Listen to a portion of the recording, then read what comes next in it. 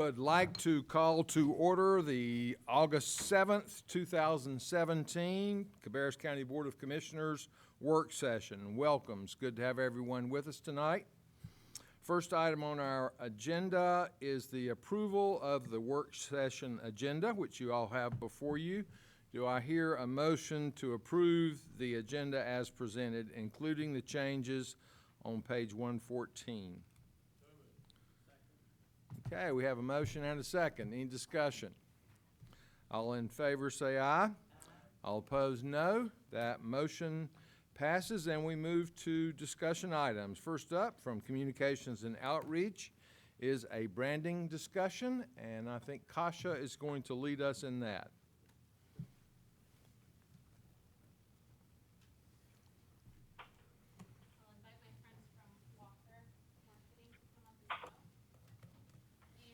Via teleconference today, we have Avant Marketing Group who conducted the brand platform and will walk us through that process. This began in January. I believe we started the research phase of the project and started working on quotes and whatnot. And then in May, we held focus groups and interviews, and that's led us to where we are today.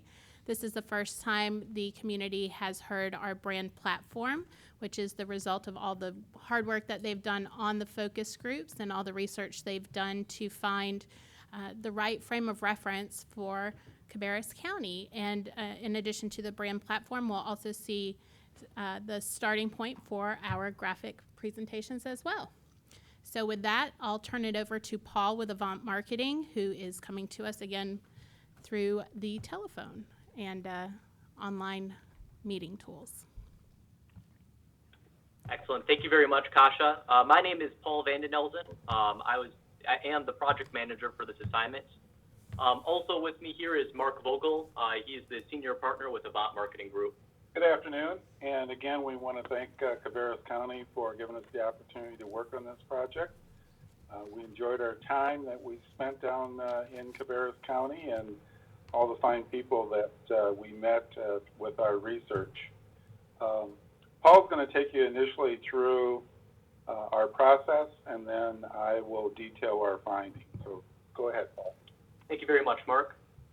So in addition to the formal research process that we went through, as part of it, we spent about 2 weeks in Cabarrus County on the ground.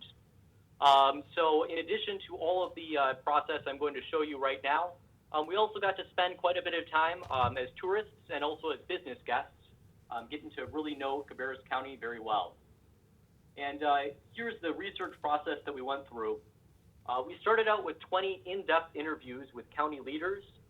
The goal of these interviews was to identify the strengths and weaknesses of Cabarrus County, and also to identify the leadership direction for the county as well. We moved on to conducting 5 focus groups. 2 of these focus groups were with residents of Cabarrus County, 1 focus group with business leaders, an additional focus group with county staff, and a final focus group was with high school students of Cabarrus County. This was made up of the Youth Commission, which, as many of you may know, represents a variety of high schools throughout Cabarrus County. We moved on to conducting a high school survey. This was a high school survey with students at A.L. Brown High School in Kannapolis, and that was with the assistance of Amber Petticord. And finally, to complete the process, we conducted a Cabarrus County brand audit. This looked at the messaging that has been used by Cabarrus County, but also the messaging that has been used by municipalities within Cabarrus and Cabarrus County organizations to ensure that the final messaging is in line with the brand schemas that already exist. We then moved on to analysis of our research, and today I'm just going to show you kind of a few of the questions that we pose as we're developing the potential messaging options. We ask ourselves, what are the key county attributes that resonate with residents? What are the shared values of the county community? What distinguishes the county from other areas within the region? What attributes can be used to invite investment from both domestic and international prospects? This was a point that was especially highlighted in the request for proposal process. And most importantly, but perhaps the most difficult to answer, is who is Cabarrus County? From there, we moved on to development of the brand platform. And Mark will take us into this in a little bit more depth in a moment, but just to give you an overview, the brand platform consists of the brand mission, the brand vision, and the brand values, which are combined together in a brand positioning statement, and finally summarized in a brand essence, which can also be used as a tagline. I'm going to hand over the presentation back to Mark, and he's going to take us through our brand platform process, and he's also going to take us through ultimately the brand platform that was developed for Cabarrus County. Mark?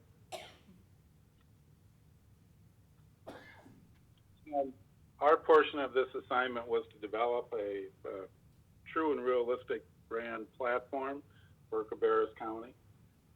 It includes your mission, which is your purpose or why you exist, your vision, which defines your ambition, what you want to become, the shared values of the community that guides behavior, and then finally positioning and what you promise, which is a summation of the mission, vision, and values, the platform. Now, the best way to describe how we go about and to simplify the process that Paul just illustrated for you is we need to be to be good listeners in the approach, because we want to ensure that the brand platform not only resonates with the community in your county, but also represents the voice of Cabarrus County. So here, just as a top line, is some of the various comments that we heard that was consistent with everyone that participated in our research. We are really Southern with a bunch of diversity. It's an old-time place transitioning to the future. A lot of growth and change, but people collaborate and understand each other. We take pride in our progress, a fresh outlook, a good place to live, culture, education, and low-cost living. People come together for what is right, working towards the good of the entire community. It's America at its best. Our communities are great at identifying problems and solving issues. Cities and county get along together. We care about each other and our natural resources. People are tight-knit, and we have a good collaboration among governments. There's a willingness of the business community to work together. The best thing is a friendly, warm, welcoming community. Our elected leaders make themselves accessible. They value relationships. We have a lot of churches. Growing up with that structure taught me good things happen with faith. And finally, we encompass history and rebirth. We don't want to go backwards, but treasure our history in ways that bring us forward.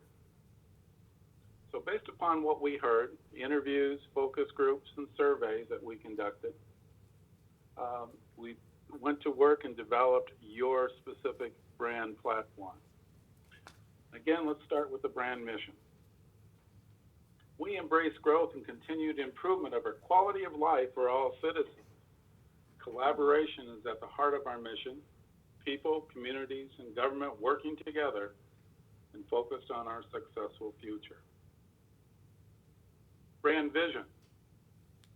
We have a bright and prosperous future through well-managed growth that delivers an exceptional business and living environment for those who seek it.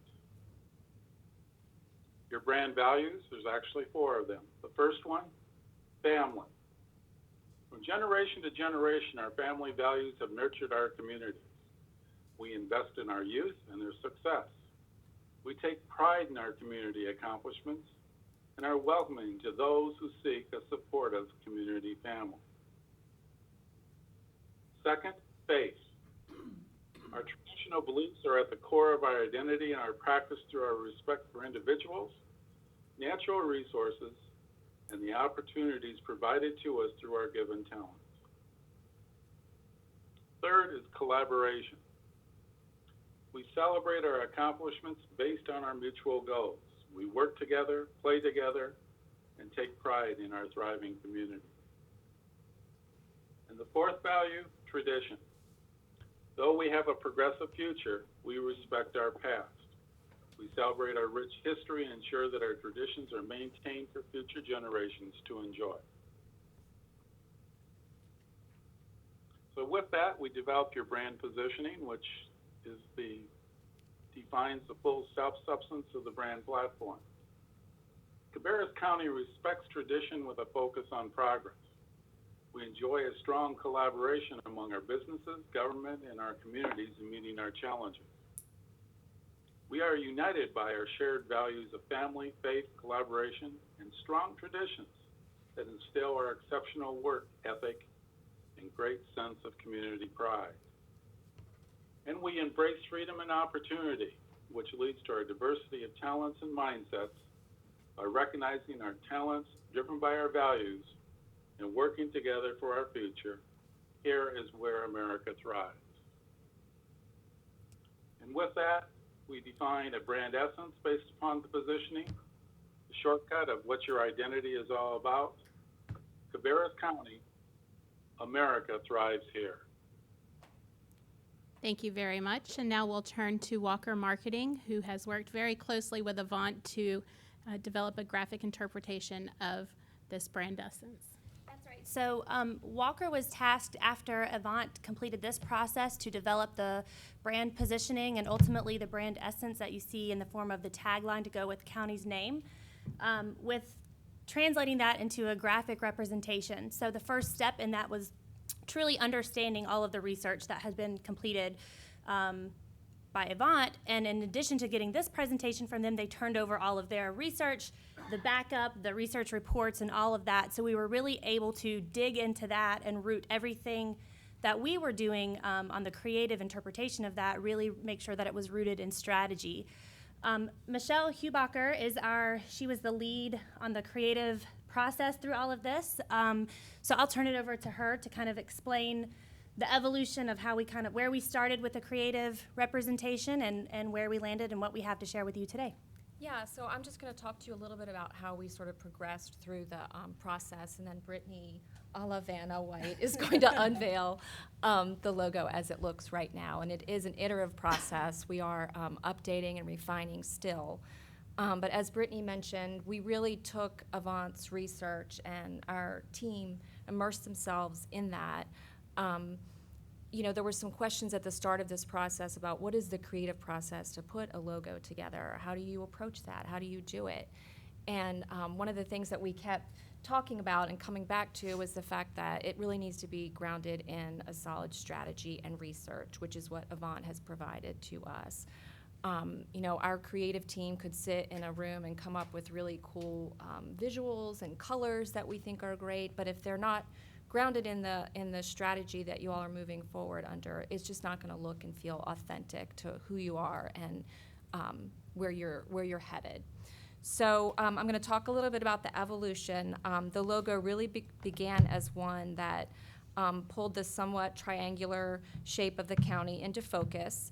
And what we did was we took a C and allowed that to kind of bust through the triangle superhero style. Earlier iterations of the logo that we shared with the team here included a star that acted almost like an exclamation point, announcing our strength, growth, and sense of place, and really establishing, again, you are here. We chose colors that give a nod to the patriotism of our tagline, and you will see those in just a moment. So where we have landed. Out of the presentation of this logo concept, and many of you all were involved in this, we obtained feedback from the county staff, representatives, and stakeholders. So the logo that we're going to share with you now reflects that original concept and strategy with graphic revisions that we've applied to accommodate a lot of the feedback that we've gotten. Color selection, I know, was an initial concern, as well as visibility and meaning of the graphic elements. So you'll see that, again, we've got the representation of the shape of the county in the triangle. We've got the C still busting through, like we like to call superhero style, through the shape. We've got the patriotism, showing up in the darker shade of blue, and then just a little bit of a variation with the lighter blue. The top font that Cabarrus County appears in is called a serif font. It lends a little bit of a regal or formal tone, and then you get a little bit of forward movement with America Thrives Here, a little bit more of a forward-thinking and forward-moving font to pair with that. We presented it in a large format there. I know it's a little difficult for y'all to see, but I think you've got handouts that you can take a little bit of a closer look at. And then we've shown it on the board in various sizes. Again, there's a little bit of refinement that needs to be done. If you look at it long enough, you can see there's a bit of an optical illusion. It looks like the triangle is tilted a little bit. I think that's a result of how the C is playing out when it's printed. So there's still some refinement that will need to be done, and we'll work closely with the team here to do that. But we are, yes, open to questions. Or Yes, absolutely. And I want to thank again Avant and Walker for working so hard on this project and listening to our needs and being able to adapt quickly when the calls came. And all of them have done very well with that, and we're very proud of the work they've done. So with that, I'd like to open it up to any questions you may have.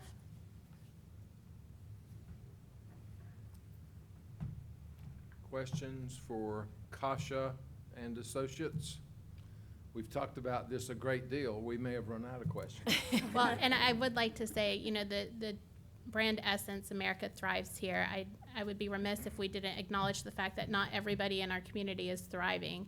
And this is an important time to note that we have programs as a county to help them, the resource connection, the network of care, and that would be at the forefront of the campaign, making sure that those who are not as connected or may not be thriving have opportunities to know about the programs and services that have lifted so many others. Is the Cabarrus County and then the tagline, is all of that the same color? Is it slightly shaded different, or is it all the same? The That was dark, the same, but this looks a little different. It might be It's- our printer. yeah, it could be the printer. It's all the same blue right now. That darker shade is all the same shade of blue. I've run this concept past a few of the folks at our focus groups, and here today behind me is Mr. Sherman Childers, and I don't think he would mind being put on the spot to share his thoughts. I think that would be a good perspective to have. Mr. Childers, would you come here, please? I'm putting him on the spot. Yes, you are. I'm not quite sure what you want me to say. Well, just your initial impression as you heard it on Friday. Well, I heard the presentation and I've given it some thought. And when I suppose the only thing I could contribute here at this moment is when I look at this kind of operation, I ask myself, when we say we're a community of faith, we're a community of education, whatever else, I always ask the question, what does that look like? And I think that's the key question, because we can use a lot of mother and God and apple pie words, but then the real question is, what does it really look like to say you are a community of faith, or a community of inclusion, or a community of diversity? And so as I sit and watch this process, that's the kind of thing that will be question in my mind is in terms of how does the reader, or how does the receiver interpret what that word means, because they all have such varying words. I'm not know if I'm helping you here. You are, absolutely. But that's my initial reaction is I'm looking at in terms of what does it look like, not in terms of words, but when I hear it, what do I imagine seeing happening in my environment? So, Thank you very all much. right. So I think that leads into an excellent point. If people want to know how the brand values will be used, I think it would be good for us to explain that we're going to use this information as a crux on how we tell our stories and shape our stories as a communications department over the next 5 to however many years. As we look at our stories from each of the 19 departments and the Board of Commissioners, how are we touching on family, on faith, on collaboration and tradition, and make sure that by the end of this brand process, we have a collection of stories that exactly, as Mr. Childers pointed out, shows how these things are happening in our community. Well, thank you very much. Any other questions for Kasha? Appreciate all the time and effort all of you have put into this.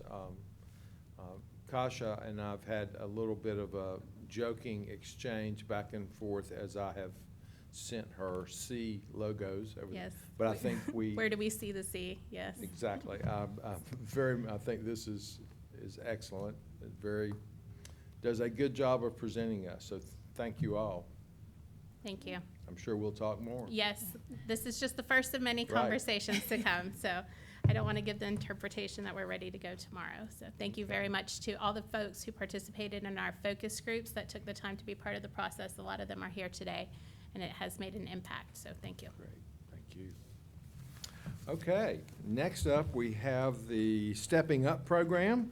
We're happy to have Sheriff Brad Riley with us and also County Manager Mike Downs to talk about that program. At least Sheriff Riley was here when I. Yeah, he's here. He probably Oh, wasn't, he probably behind wasn't me. ready to speak on it. Behind That's me, why he's okay. there for support. As you know, we've talked about the program itself, the Stepping Up program, for many months now. And as we come back to you each time and you give us sort of an endorsement to continue to move forward, we have met, the sheriff and I and Jody. Jody here? She's here somewhere too, I think. I thought she was. Jody Ramirez, the three of us have talked quite a bit, and then we've brought in Mr. Billy West from Daymark, and then also Reed Thornburg, who is here from Cardinal Innovations. And we were talking about what the next step is, what's the next level to make and bring this program into reality. And in order to get it moving, the natural step was to create a case manager within the jail itself. And we looked at different options of how do we do that? Do we hire an in-house person, or do we go and look and contract with an expert? And the experts are Daymark. They're the services, they're the providers of mental health services. And so what we're looking to do, with your permission, is to move in that direction of contracting with Daymark. There's still some more background work with the sheriff and his staff, and to make sure that they're ready once we take this, we can continue to move on. So we're still working out some kinks over there and making sure that they're ready to move forward. I've also had conversations with Mr. Thornburg as well. As you know, the county funds a certain amount of local money to the mental health process through Cardinal Innovations for additional services. What I had proposed to him and asked him to help me work it out was that we use a portion of that money to fund this position. The exact amount was, I believe it was $66,638, I believe, and that was for benefits. That was salary and benefits and everything to go with it. And again, it would be somebody who worked for Daymark and supervised by Daymark, but also closely supervised by the sheriff and his staff as to the results and make sure the results are being achieved. So what we're proposing to do, and Mr. Thornburg, again, he was very positive in our conversations. Typically, if you talk about moving money here from here and here, we get a little hesitant, a little concerned, but he was very helpful in that process. And it appears that we may have a way to work it out where we move this money and we pay directly to Daymark for the service, and the remainder of the money continue to go towards Cardinal and their programs, and that Cardinal and Daymark will be able to hopefully continue to move those services. And in essence, that we hope that there will be no loss of services for that money, and in fact will gain services by providing this new program, Stepping Up, in our jails.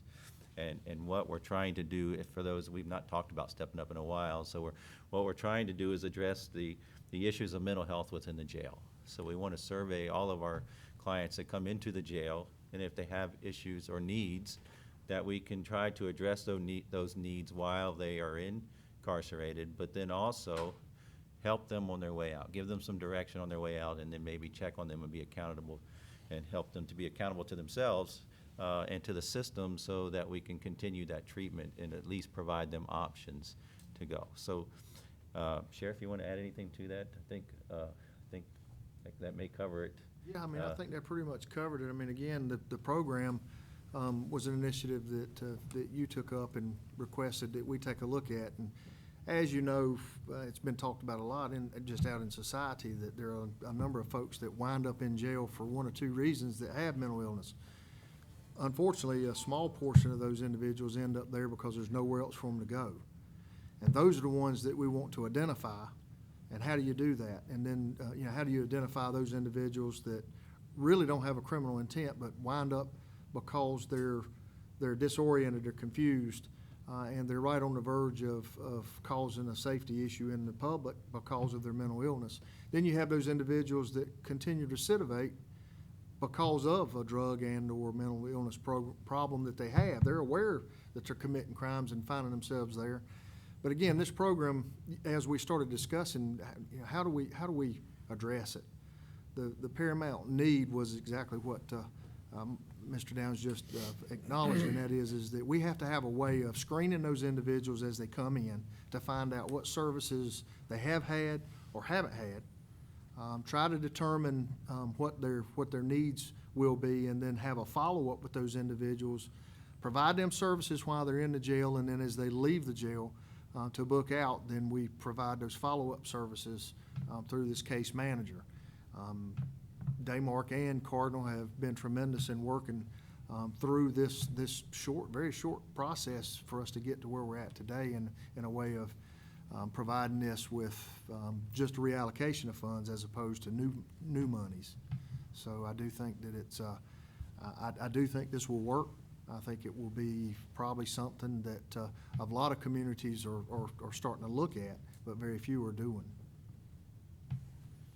Yeah, to add to that, as the sheriff said, there's approximately 30 counties now in the state that are moving and at different levels of getting towards their goal, and a little over 300, I think, nationwide that are moving in that direction. And others are seriously considering it. They're just trying to figure out the best way to go about it. So with your permission, or first of all, if you have any questions concerning what we're discussing, with your permission, we can move forward, have all of the numbers in place, either by the regular meeting and at the latest by the work session, and so that the sheriff can go ahead and continue to move forward, and we continue to pull Daymark into the conversations once again as well. If you're good with that. I see positive responses Great. all across the room. Okay, we'll bring that back to you as soon as possible so that they can get moving with their process of hiring somebody. And again, I did want to make sure, since Reed's here, I wanted to thank him publicly, because they are working with us to hopefully achieve this new position in this new direction, but also minimize any negative impact to the current services. So, Thank you. And thank you, Reed and Brad. It's been tremendous collaboration in this entire process across the board, from our group to you folks. And I've attended more seminars or meetings, it seems like, that I can count about this process and this program. Most recently at our National Association of County meetings, I went. They had stepping up meeting scheduled for one day, and so I went, and I was very pleasantly surprised as I sat through it. We've already gone way beyond what they were talking about, the starting of the process. So it gave me an opportunity to compare what we have already done as to what they were recommending. And I think that our community probably has more cooperation and partnerships than most in the country. So thank you all for that. I think we're going to see benefits from it. Okay, we move on to item 3.3, which is County Leadership Forum on Opioid Abuse, and County Manager will talk about that. I will start this one out again as well. If Dr. Pilkington, if you'll come on up. And, Sitting here trying to figure out if this will work on that. You're welcome. There, but I'm not sure it will fit. It might be too small. Actually, it does. Good. Kind of wrong to put that over America's rights here.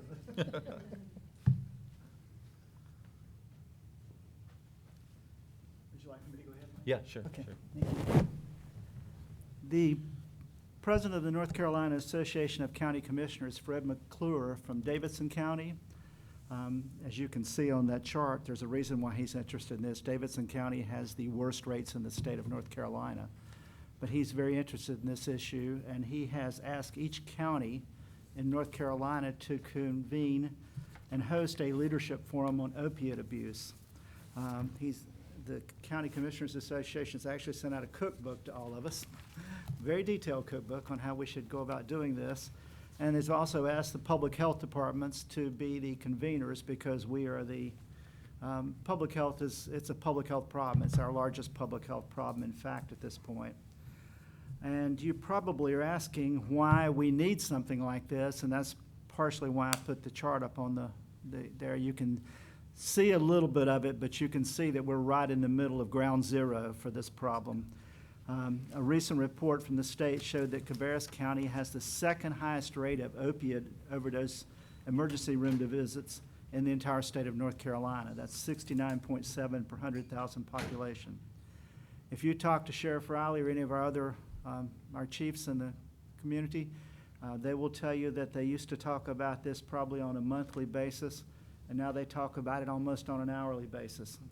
The other night, there was a forum at Mount Pleasant, and during that forum, I understand there were 4 calls that came in. So it's really a serious problem that's hitting us literally almost every minute. EMS responded to 44 opiate overdose calls, a 36% increase from May and a 66% increase from April. So you can see the numbers for EMS are drastic as well. The volume that they're seeing from this opiate epidemic results in EMS billing $215,000 for substance-related response and only 31% collected in 2017. So it's costing all of you and all the taxpayers a lot of money as well. So the problem is statewide, and it's statewide because it's also nationwide. It's not any different than we're seeing all over our country. As of June 17, there were a total of 545 opioid-related overdose visits across North Carolina, only 356 statewide at this time last year. So you see that number has increased by over 200. There were 384 heroin-related overdose ED visits as of June 17, compared to 172 last year. So heroin-related overdose accounts for 71% of all opioid-related overdose visits.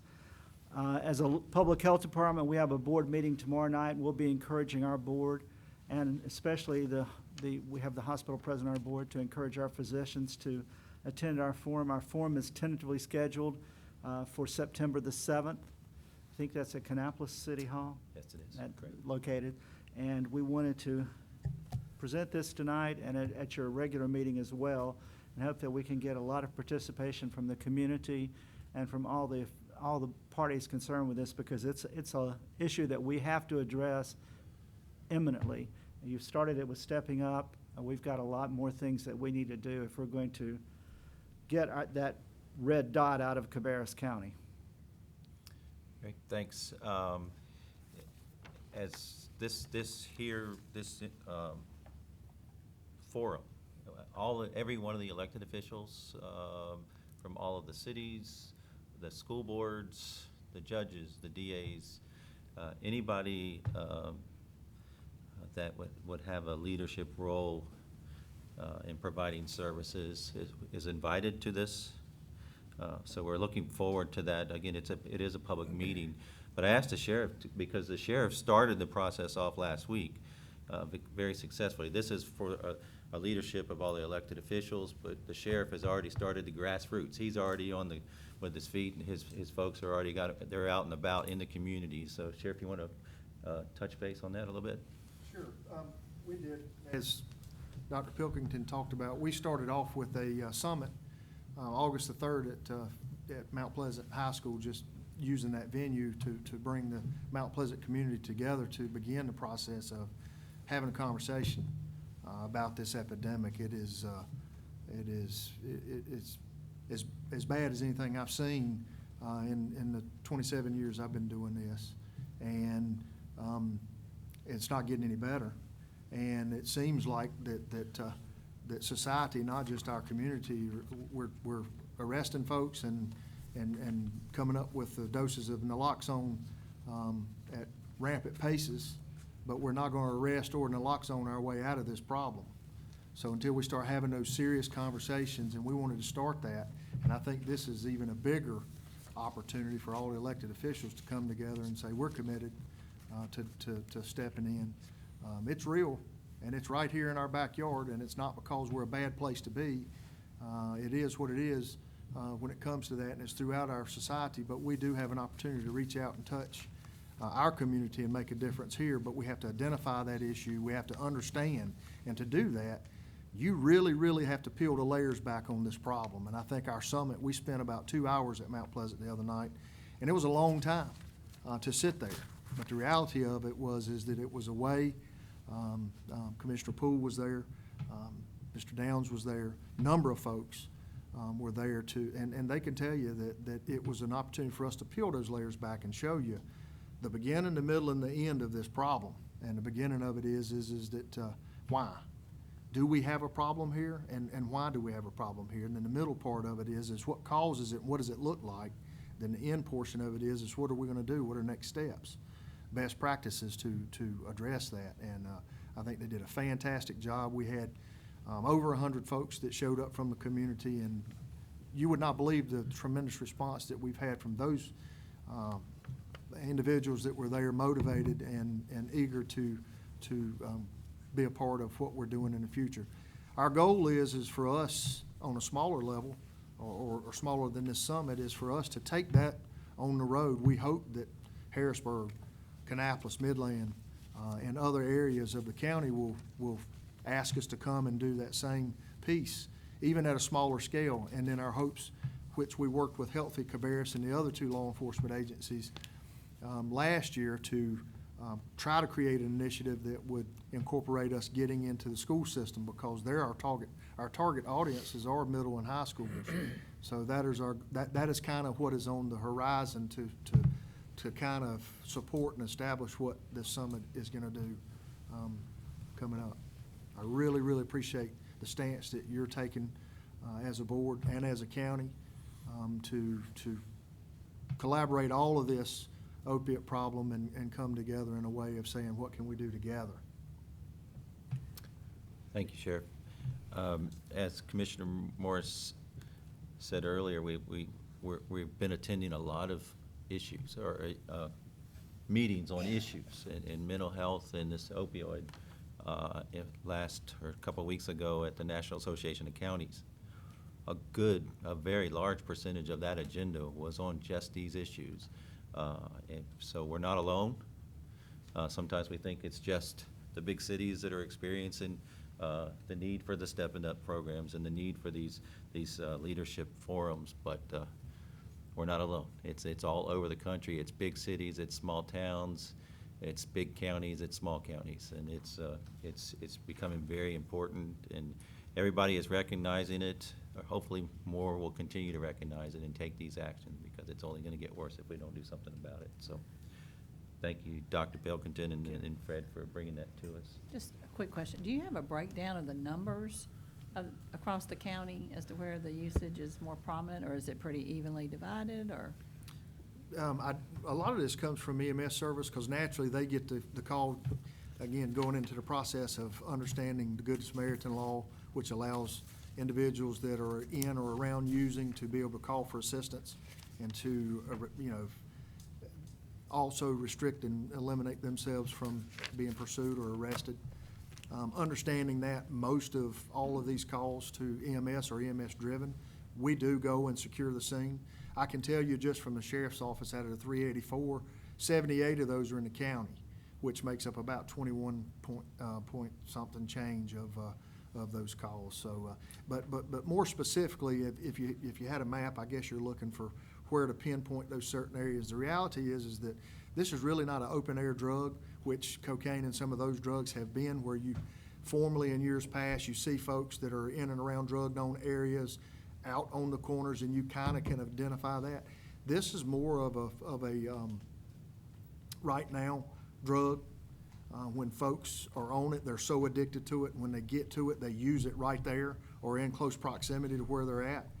It's done behind closed doors, done real quickly, so often EMS and ourselves are finding these folks outside of drugstores, outside of service stations, gas stations, outside of little quick stops, anywhere that they have met the individuals to make the exchange.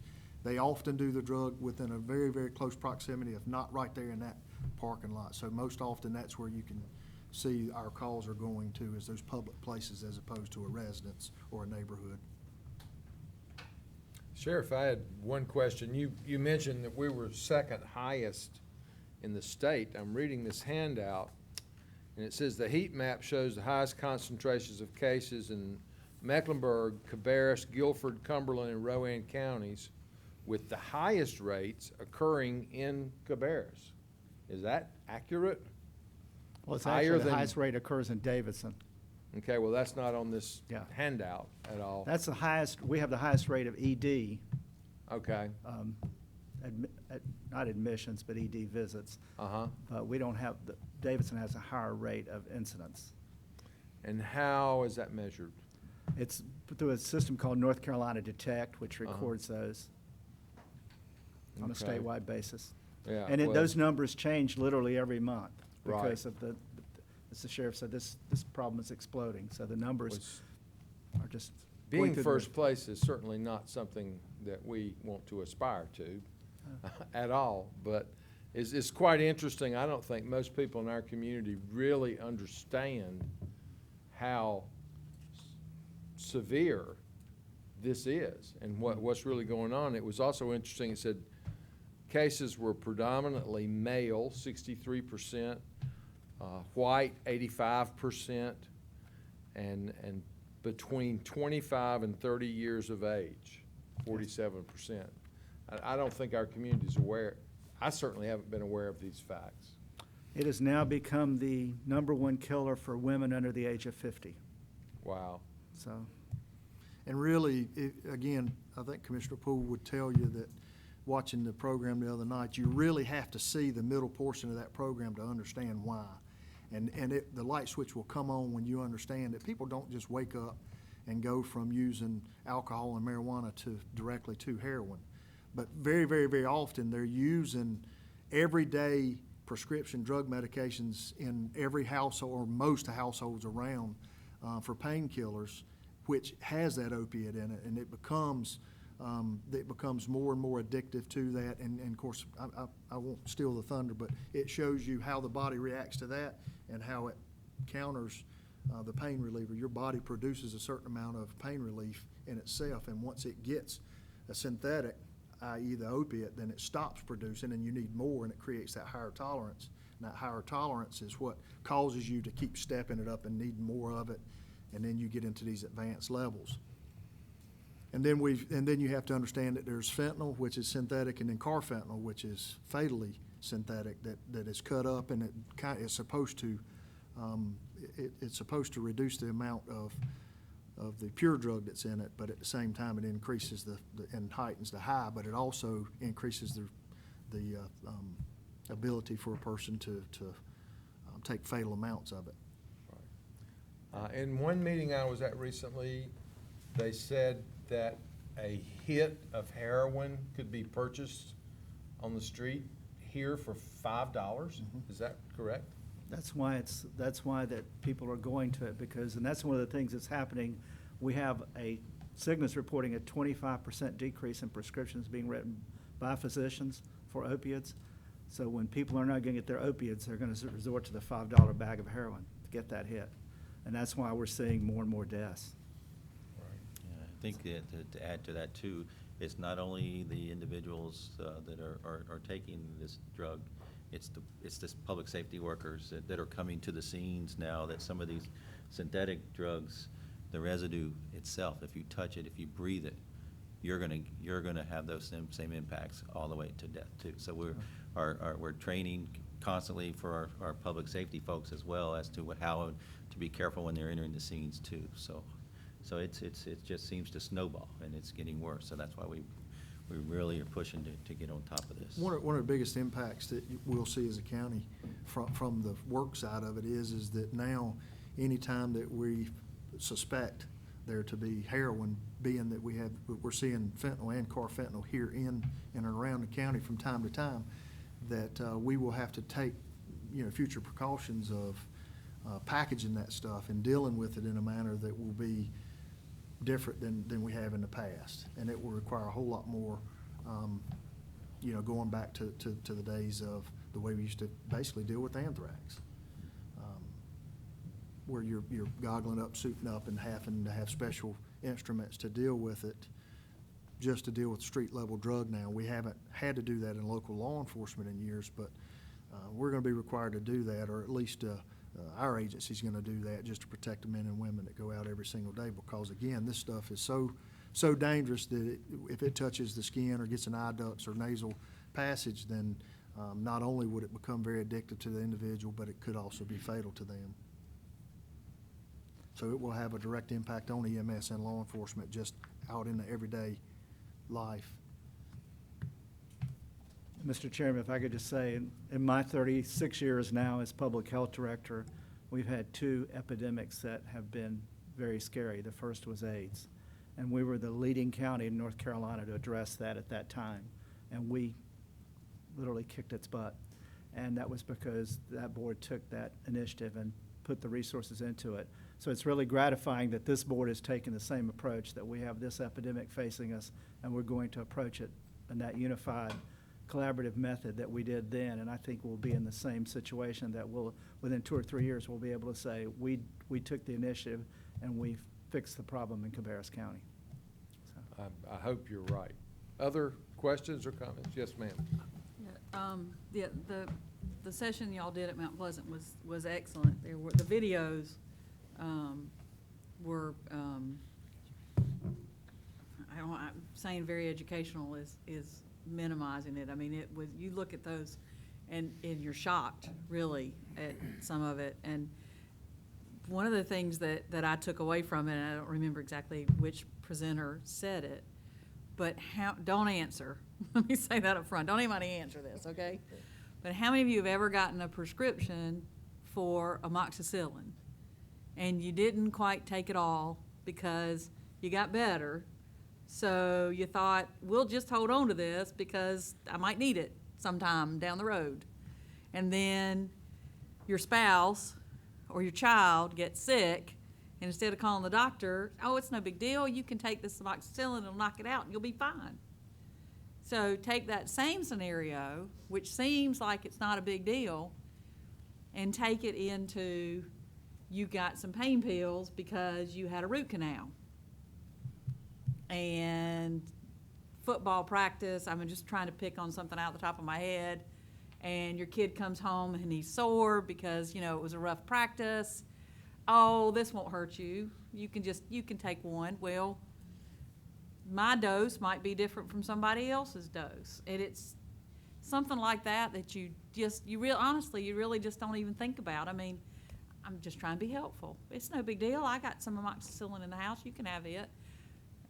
I've got some whatever in the house, and it'll help that pain go away, and you'll be fine tomorrow. And sometimes that's all it takes. And then next thing you know, the pills, if you buy those, are more like $35 to $45 versus $5 or $10 for the heroin. So the presentation, everybody did a great job the other night, and I strongly encourage anybody to come to the meeting that's coming up, because your eyes will be opened and you'll have to figure out what your role is going to be and to make a difference, because it's not, and to go back to whether it's EMS or whether it's law enforcement, what if you get it on your clothes and I strap you into the gurney and I wheel you up to the emergency room, and then I'm a doctor or I'm the nurse or I'm whoever, and I grab you, by your clothes or whatever. Now all of a sudden it's on my hands if I don't realize it, and if it's the wrong stuff, you can knock out, like that, get it on your skin, you're out, and then you're going to need to be revived. So it's really scary. And that presentation there were a great number of people there, a lot of people taking notes. and trying to figure out, what their options would be. So thank you for that presentation. I thought it was great, and I encourage all the communities to replicate it. And thank you. I know Healthy Cabarrus has been quite involved with all of that and everything else, but it's most definitely something we're going to have to deal with now. If y'all know of anyone that wants that program, we can greatly condense it and still get the impact, but I offer that out today. If you know or hear anyone that's talking about it, please let us know. The more people we get involved, the better off we'll be. Mr. Chairman, I have a couple of questions for Yes, Sheriff sir. Riley. Good to see you again, Yes, sir. Sheriff. Always nice to see you. The questions I have are, obviously, the users of these drugs, they have to be getting them somewhere. Are you finding out that obviously the accessibility to these drugs is increasing? And if so, what can the average citizen out here that sees things that don't look quite right, what can that person do to help resolve that problem? And then the other question that I had was, what's the impact of other related crimes or other crimes because of the heroin use, opioid use that the offenders might be doing because of their need to get a hit or whatever, I'll start with the last question because it's the one I remember the quickest. I think it's I think that it's very closely related. I think that, you may look at an inmate or we may look at some numbers and see that they're booked into our facility for larceny, but that larceny was associated to stealing to go and sell something to associate themselves back to their drug habit. I think that there is a large percentage, if not the greatest percentage of our folks that are booked into our facility are one or both issues, the mental health and or the opiate issue. Let's see, the other questions that you had, the availability of it, and that is a very, very complex issue that has to be discussed, it has to be communicated. There are a large number of folks from several doctors, I'll say, and from doctors' offices. We're at our meeting the other night. We had a great dialogue with those individuals, and again, we want to work with our community to let them understand and be transparent about where is this coming from, and there's a black market, certainly, that comes in and filters from cartels all the way down to major cities and trickles its way back, to our communities. But this opiate issue, again, the majority of its problem begins with painkillers. And these painkillers, there's a laundry list of painkillers that have opiates in them, and folks locally start understanding that and start doing the doctor shopping, which we've been talking about for years. And it has been paramount now because of the price of it, and it's a quickly availability to getting it for $5 when it comes in the form of heroin, as opposed to, as she was saying before, $35 to $45 per pill. And I don't remember your very first question. That was part of it. But what can the average citizen out here do? The average citizen, again, I think to educate yourself, and that's why we wanted to start with the piece of let's go out and communicate and have a conversation. Let them kind of tell us some of the things they're seeing from that side, and we'll tell them things that we're seeing and share the information and share what to look for and best practices. But I think that if we can get out and educate the public into, okay, here are some of the signs and symptoms and things to look for, certainly they have the ability to call any local law enforcement agency, and they don't have to call the 911 service, call the non-emergency services unless it's an emergency, and just communicate with our criminal investigations divisions at Concord Police, Kannapolis Police, or the Sheriff's Office. And we'll gladly plug them into information that we're sharing and things that we're doing. But I do think that it's very important for folks to say something. It's an age-old issue. We get calls every day of suspicious vehicles being in and around the area, and the understanding that they're probably up to no good because there's a lot of traffic coming and going. There's an expectation that law enforcement can go out on that little bit of information and go busting through the front door and get drugs, and you just can't do that. So again, it's education, understanding what we can and can't do, and how we should go about the problem. But we definitely need to communicate with the public about what they're seeing. Thank you, Sheriff Riley. And just wanted to make one more comment. At our elected officials summit, I believe it was last week, wasn't it last week? you know, the topic of that summit was mental health and the mental health issue in Cabarrus County. And obviously, what we're talking about here tonight correlates with the mental health. And, you know, we're having a seminar, several different days, where we're going to be doing an all-day seminar on how to do mental health issue type, I don't know what the correct words were that we were going to be doing, but we're doing one here in a couple of weeks where we go for like 8 to 5 o'clock in the day. What was that seminar about? First aid. It's first aid, mental health first aid, and it would really be good to get a lot of folks involved in that. I mean, the elected officials is a good place to start, no doubt, but if we could get more and more people so we could help equip the people to be better aware of what's going on around them. And try to help those people. I mean, I don't think anybody's trying to hurt anybody. We're trying to help people that's got a problem get away from that. And I mean, I know, because I've been down this road before with a very close relative of mine, and I know how hard it is, and Sheriff, you and I have talked about it. And it's a difficult issue. And I appreciate the board members and the county staff, you know, for wanting to pursue this, to try to help these folks lead a more productive, law-abiding, citizen-type life is what we want. So we're off to a good start, I think. Okay, any other questions? Thank you. Once again, great collaboration between a number of different agencies, the Health Alliance, the Sheriff's Department, Cardinal, so many people in our community. Hopefully, the amount of time that we've spent discussing this here tonight will get the attention of some of the folks watching on television. This Cabarrus County Leadership Forum on Opioid Abuse, 6 to 8 p.m. on September the 7th at the Kannapolis City Hall. Yeah, it should be overflowing because it's that big of a problem. So we will continue to deliver that message over and over again, and hopefully increase awareness and get some more folks on board with it.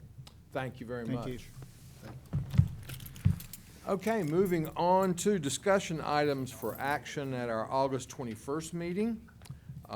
First is 4.1, Cabarrus County Schools request to reappropriate fiscal year 17 capital funding.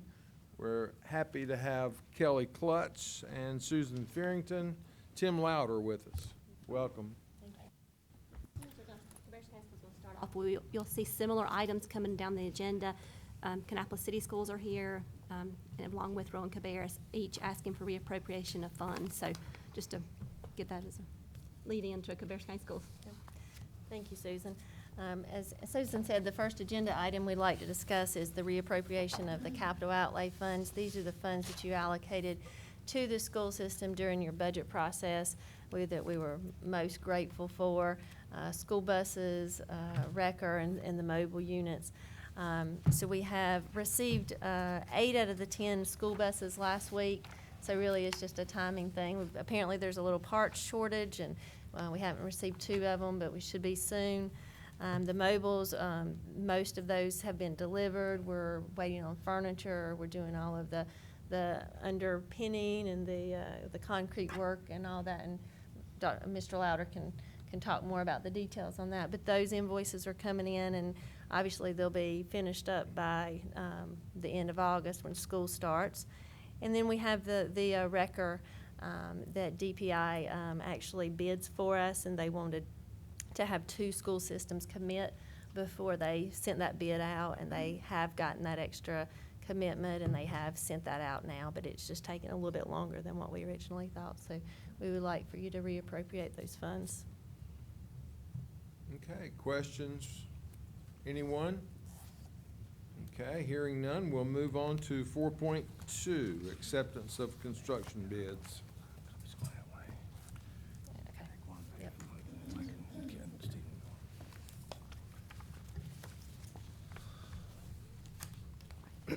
4.2 is the acceptance of construction bids for two of our projects.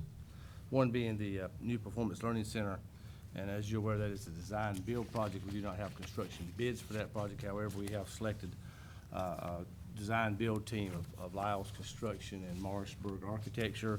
Our total budget for that project, for the construction portion of that project, is $3,080,000, and actually 149, something like that. 291. 291, there you go.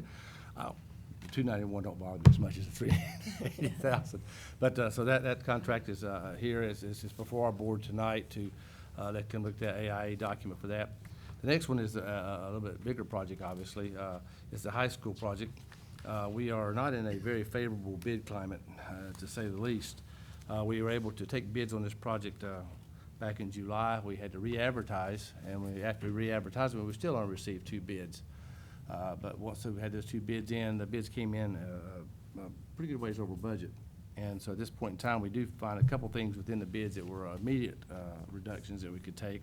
We had a overlapping of contingency that was actually in our bid document, but you were funding that outside of your financing. Plus, we had about a $400,000 item in there that where the cut and fill did not balance, and we've asked our contractors to our designers to go back and balance that site to save about $400,000 more. But as you can see, we have a list of bid alternatives, which allowed us to be able to accept or reduce the contract. We had some large ticket items, which is like removing football and baseball complexes, which is something that, we'd obviously have to build sometime in the future, but if we needed to do that to get under budget, we could do so. Some things like sunshades and a few other things are small items. But we also had an additional ad item that was you kind of batted around in a previous session about building out the 3rd floor at this time rather than waiting some future time to build out that shell. I know you had similar discussions about your courthouse, I think, recently. But that's actually an ad item, so that would actually take us in the opposite direction of trying to get back down to budget. But I just want to make sure you're aware of that. But as you can see, I did give you a copy of the bid tabulation, but I also wanted to give you a copy of the actual bid itself from Branch and Associates. And if you'll glance on that bid, you will notice that even up to the last minute, he was constantly changing and reducing his price to try to get us to a lower number as he was taking bids. So we felt like the bids came in pretty competitive for the bid climate we have, but unfortunately, the climate is just not good for construction right now. The biggest issue they seem to have through the bidding process was to find subs with enough capacity to do the work. When they were taking bids, they were literally not receiving competitive bids on some very large items and had to really work hard to get some bids from the subs like HVAC, sheetrock, masonry, stuff like that, because they just had no capacity to put to the project to actually build it. So that was what they were telling me as they came to put their bids together. So that's what we are right now, and I guess we're open for discussion.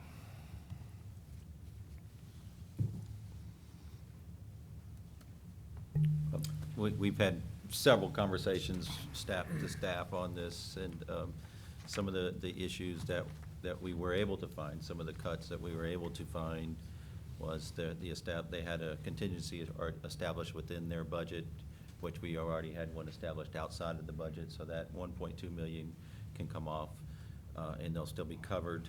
The other one is also the cut and fill, and that's just site work. Instead of filling, we're looking to cut, right? Yeah, It's a little bit cheaper that way, so it's so that's not the way it was planned, but it is an option that's doable, and that's approximately $400,000. So the number we are looking at is the $61,279,000. As Mr. Louder said, there are some other cuts there. We were not recommending those right now, especially the emergency generators and emergency systems. We don't want those. The generators are in place to run the entire school, or a good portion of the school, the cafeteria, the gym, and the common areas, I believe it is. And that's exactly the areas that we use for emergency shelters, so we don't want that to go away. So with that in mind, there is an increase. We have a way of potentially funding it. Without increasing your debt that you were proposing to take on. We've worked, and as you know, we were trying to locate a warehouse for the county and the schools that were not quite ready. We've not identified the one that we're planning to purchase. Did not come through as from discoveries in our due diligence process, and at this time, we're not ready to purchase any land. We've not found any additional land or another building to look at. So we can push that to next year and include that into the next bond if we need to, or the next sale of debt. So we're able to absorb this increase in there without increasing the budget, if you so choose. Ms. Farrington and Ms. Dubois, you can add to that if you guys feel comfortable. I think that pretty much sum it up. We've ran new debt numbers and it is staying within the budget that we've got established in FY18 debt service, so we feel comfortable with taking on the debt for the high school and the Performance Learning Center, and also remember the parking decks And the included in parking that. deck, yeah. So the only project that's not, that we won't be able to include that we were proposing to do would be the parking deck, and we're not ready to pursue that right now either. We're still searching, so the time schedule to make that happen would fall into next year's cycle, or whenever the next time we go out for debt. So we're okay. You said parking deck that time, warehouse. I'm sorry, the warehouse. The warehouse. Sorry. Yeah. Is that why you were making, I was wondering, oh gosh, I'm confusing you over there. The projects are running together, sorry about that. They are. Yeah, so it is the warehouse. Yes, ma'am, yes. So, I guess I was flipping through the pages when you first started, so I might have been looking at this page while you were talking about something, because you said something about Lyles. That was for the AI document. This is for the PLC. The Lyles was a PLC. Do we have that, or that's? No, the Lyles is just an AIA document, just one number, and it's a budget number of $3,080,000. There's not a bid for that particular item. It's a design build. That's a design build. Okay, Yeah, all right. it's a design build. I'm with And you. that was proposed at the budget numbers we were using for that was Yes, sir. $4 million. Yes, sir. For the t- And we bought some land out of that previously and did some architectural work outside of that, and it which, that leaves $3,080,000 to actually build the building. So do you have total numbers, Susan, for the PLC and for the high school? I do. mean- Let's see. Do you want the total project or total amount we're going to borrow? Total project. Project, yes, ma'am. So 4 million was what we had for the PLC. He just said 3,080,000. I know we spent cash as we always do We on a did. project. We So did. what are the total numbers for Okay, the the project? high school is 71, well, I've got to increase it by, hold on a second. 71, and then we've got to increase it by the 5 million, so roughly in my head, it's $76 million total. My spreadsheet was the original budget, but we have to increase it by the increase in the construction contract. The construction contract was $5.6 million over what we had anticipated earlier. And that's on the high school. 61 is 5 million above what we had anticipated earlier. Yes, we anticipated 56 million, that's what we've been using it for construction in our original budget, and it came in at the 61,479. Did that number include the technology infrastructure? No, the technology the 71 million does. Originally, we were going to also borrow for the technology infrastructure, but to be able to keep our debt service, we're gonna need to pay for that out of cash also. So that got pushed to the cash projects. Of the PLC, but it's 4 million. And I've got different categories for the PLC also. Total of all categories for PLC is $4,240,000. That includes the purchase of the land. Susan, explain a little bit more why the technology moved from debt to cash. Okay. Originally, we were going to borrow funds for the technology infrastructure and the construction. When we saw that the bids came in a little higher than, well, a little higher, 5.6 million over than what we had originally anticipated, that was one way that we could keep our debt service in line with the FY18 budget, was to push out the technology infrastructure. And also speaking with the local government commission, they need actual bids for the technology infrastructure to be able to borrow that money for the technology infrastructure, and we would not be able to bid that for another 12 months. So we decided to push that out to one of our cash projects. So what impact did that have on the existing list of proposed cash projects? So, but for the technology infrastructure, it will be $1,115,000 that will need to come from cash in the future years' budgets, which would be recommended to come out of capital reserve. Which capital reserve was the cash, that there was a laundry list of projects that needed to be done. I guess I still want to go back to Commissioner Poole's question. The total cost of the project I need to update my for spreadsheet. the PLC I got, we thought it was, well, 4,200,000 includes the technology. I do not have my calculator with me. Number that- $76 million number you referred to. Yes, but that was quickly done in my head, but 71,681, and then we have to add the $5.6 million to it. So I got 77,300,000. 77,281,500. And I can update the spreadsheet Okay. with the, So that number plus the 5, Yep. okay. Give me the 5 again. we are Where's, over budget by, well, excuse me, over the original budget, 5 million, we just take a 400 out, 5,228,993. That changes our number then. I can update the spreadsheet and send it to you after the fact, after it's well, approved. yeah, I guess I want to just make sure I'm following it. So the contract that we're being asked to look at is the 61,279. Correct. Because that's the total of the bid plus the, whatever alternates you're recommending we accept, plus the value engineering. Am I looking at that right, the bottom right number? 61,279? Yes. 61,279 is taking the engineering, Copy that. taking the allowance out and then taking the cut fill revisions. We're only accepting the alternates that basically are no cost. Kelly, you were doing the math. Do you have Yeah. that number that you came up with? 76,910,493.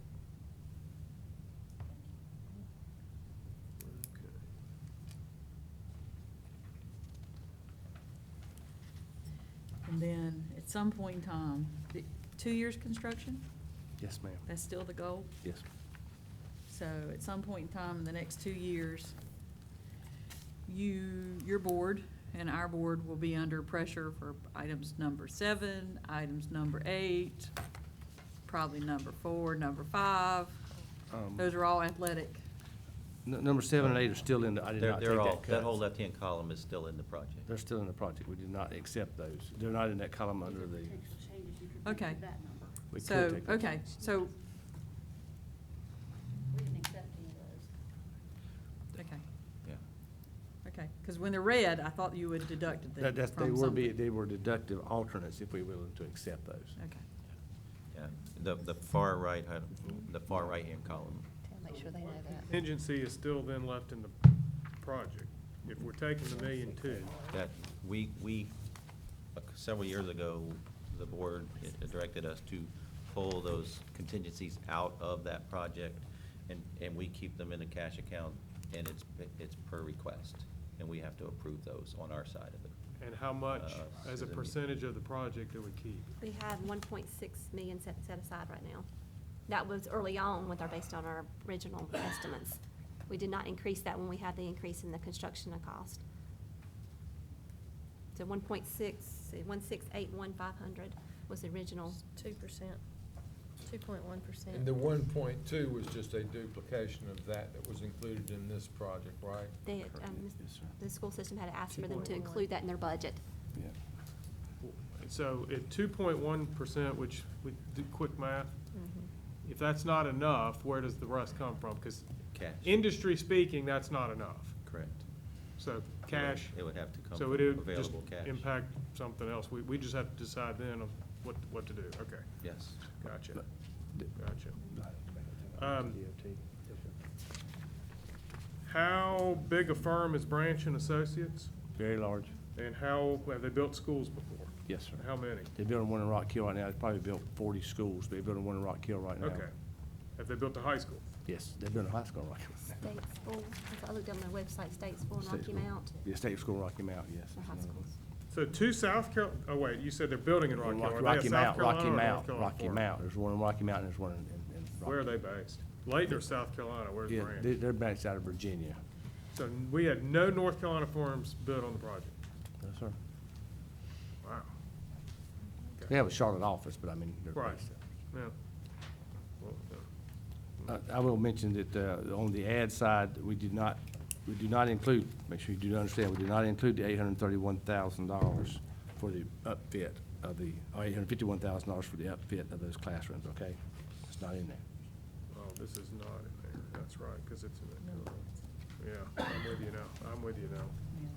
Tim, while Blake is figuring out what he wants there, we only had 2 bidders for this particular project. Yes, sir. What do you contribute that to? I mean, I know that the economy is sort of rolling pretty quick, but, you know, projects of this size, is they just got more than they can do, or is it the growth in North Carolina, the growth, what's causing us to only have, because I remember we get 8, 10 bidders before.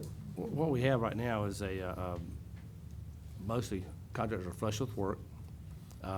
We had 4 bidders up until Friday before the bid, and 2 backed out.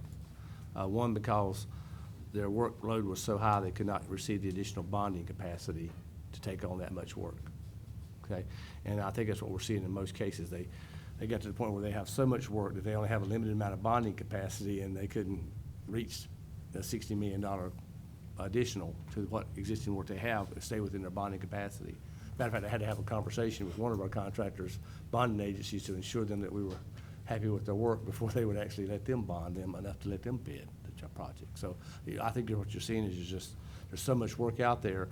Contractors of the size necessary to build a school of this magnitude are just flush up with work, and they don't have the capacity. And the other part that Tim mentioned is subcontractors. So if you look at these bids, as he said, you can see they're changing subcontractors in the bids, trying to find both the best price and find a subcontractor who can do the work. So we're seeing this on the private side too, where we have projects that our inspectors are going out and looked at, and they're stretched because, for instance, they can't find electrical contractors right now. Just can't get enough people on the job to finish it. And I think a lot of the larger generals are having difficulty finding those subs and then aren't able to bid on our projects. I know there's one line item here where they changed the subcontractor 3 times. They struck through, and he was standing there doing this literally in 15, 20 minutes before the bid turned in, trying to find the best fit and trying to get their price as low as possible. It's encouraging, but it's still not to the bottom line. And Mr. Chairman, I just have one more question for Susan, just for clarification, and that is to make this fit in our budget that we've already approved, county budget. Right. To keep the tax rate where it was at and all of that. What we're basically doing is we're offsetting the $5 million overage on this school with delaying the warehouse Correct. and land for another year. Is Correct. that right?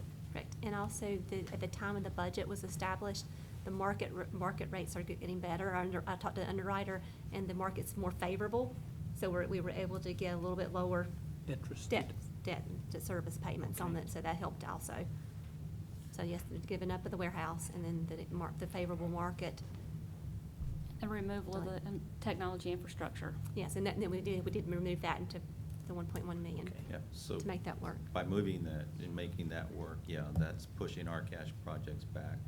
And then, as Commissioner Kiger said, this amount of contingency is rather low based on industry. So there's potential there of some additional cash that may be needed later on in the project. Hopefully not, but good chance. One thing worth mentioning might be that we also have a $1.1 million allowance in here for transportation improvements to state DOT roads. The final interpretation, it passed the legislation, so it's passed. But the final interpretation of whether or not it applies to public schools or not is still kind of up in the air. But there may be a possibility that there will be a reimbursement on the rear end of the project for that, all road work associated with the school on DOT roadway. Fortunately, 100% of our improvements were on DOT roadway, so that's a good news.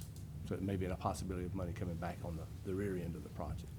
Yeah, that's a positive. It's, as Mr. Lauer said, the interpretation's still flying around right now. I think one of the interpretations was it had to be directly associated with the entrance of the school. Mm-hmm. So it's anything off-site that doesn't qualify, and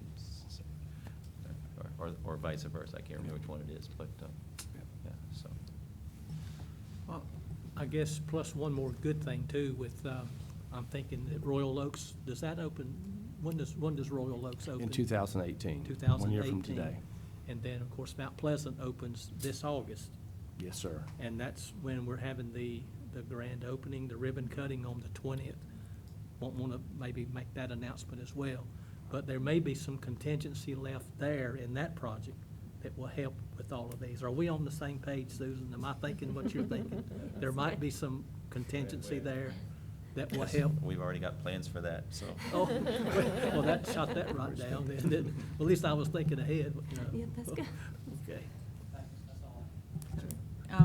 You're gonna, y'all have a meeting tonight that you're gonna present this to the school board for. Yes, ma'am. So I know that in our agenda, you want us to suspend our rules so that we can move forward. So when will people on Weddington Road see something happening? Most likely will not be till the end of September, because one, we have to go to financing, you'll have to come up with the money, and we have to be able to award the contract. But our start date will probably be sometime mid to late September. Land work, not gonna start before then? Not unless we're told we can go ahead and we have the funds available to elect the contractor. She's got the. If we got the funds available, we can start the contract by the 1st of September. I'll update everyone on that. We had to actually, the underwriter and the bond attorney, we all spoke with the LGC, which Local Government Commission, back in March. Because of the timing of our debt, we will not be ready with all bids in hand for all 3 projects until October.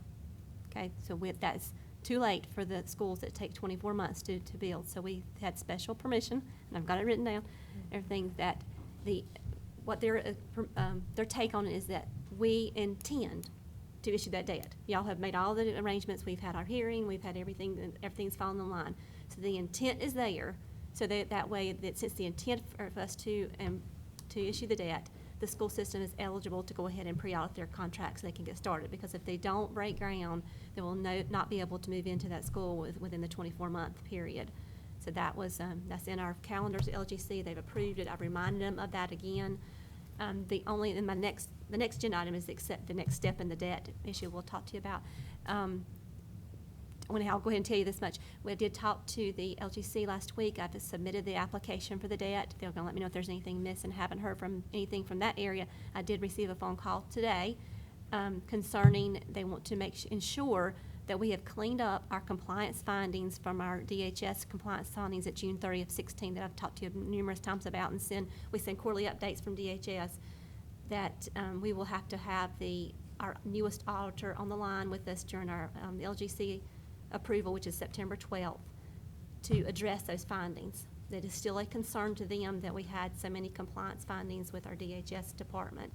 And so they want that assurance that things have been cleaned up with our new auditors. So I don't mean to throw a kink in it, but I do want to make sure it's transparent. I did receive that phone call around lunchtime today, so that we will get our auditors on the phone with them, changing auditors, different perspectives, so we can't really have the same eyes as the previous auditors, but they can have a new set of eyes and see what they think if things have changed. So that should not delay, but I have no crystal ball to be able to say that either that, they're not going to question it. But they did tell me back in March that the intent is for the Cabarrus County to issue this debt for these projects. And they were comfortable with us for go ahead and letting the schools pre-audit the contracts. And that's why we're having it, sent today. And then we'll turn around, and for the parking debt, we'll bring the contract to you in October for that. And that's exactly was the concern, because it's not a surprise when school starts. And so to open a school in September or October, if you've got to have 24 months, just doesn't cut it. And I know y'all know that. I know everybody knows that.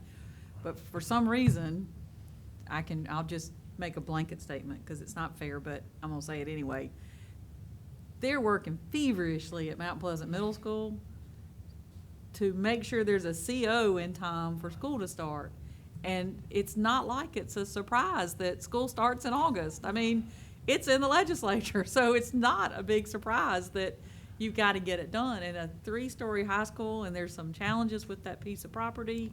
And I know none of us want to delay anything for getting it under construction, But at this point in time, it truly is critical to have 24 months.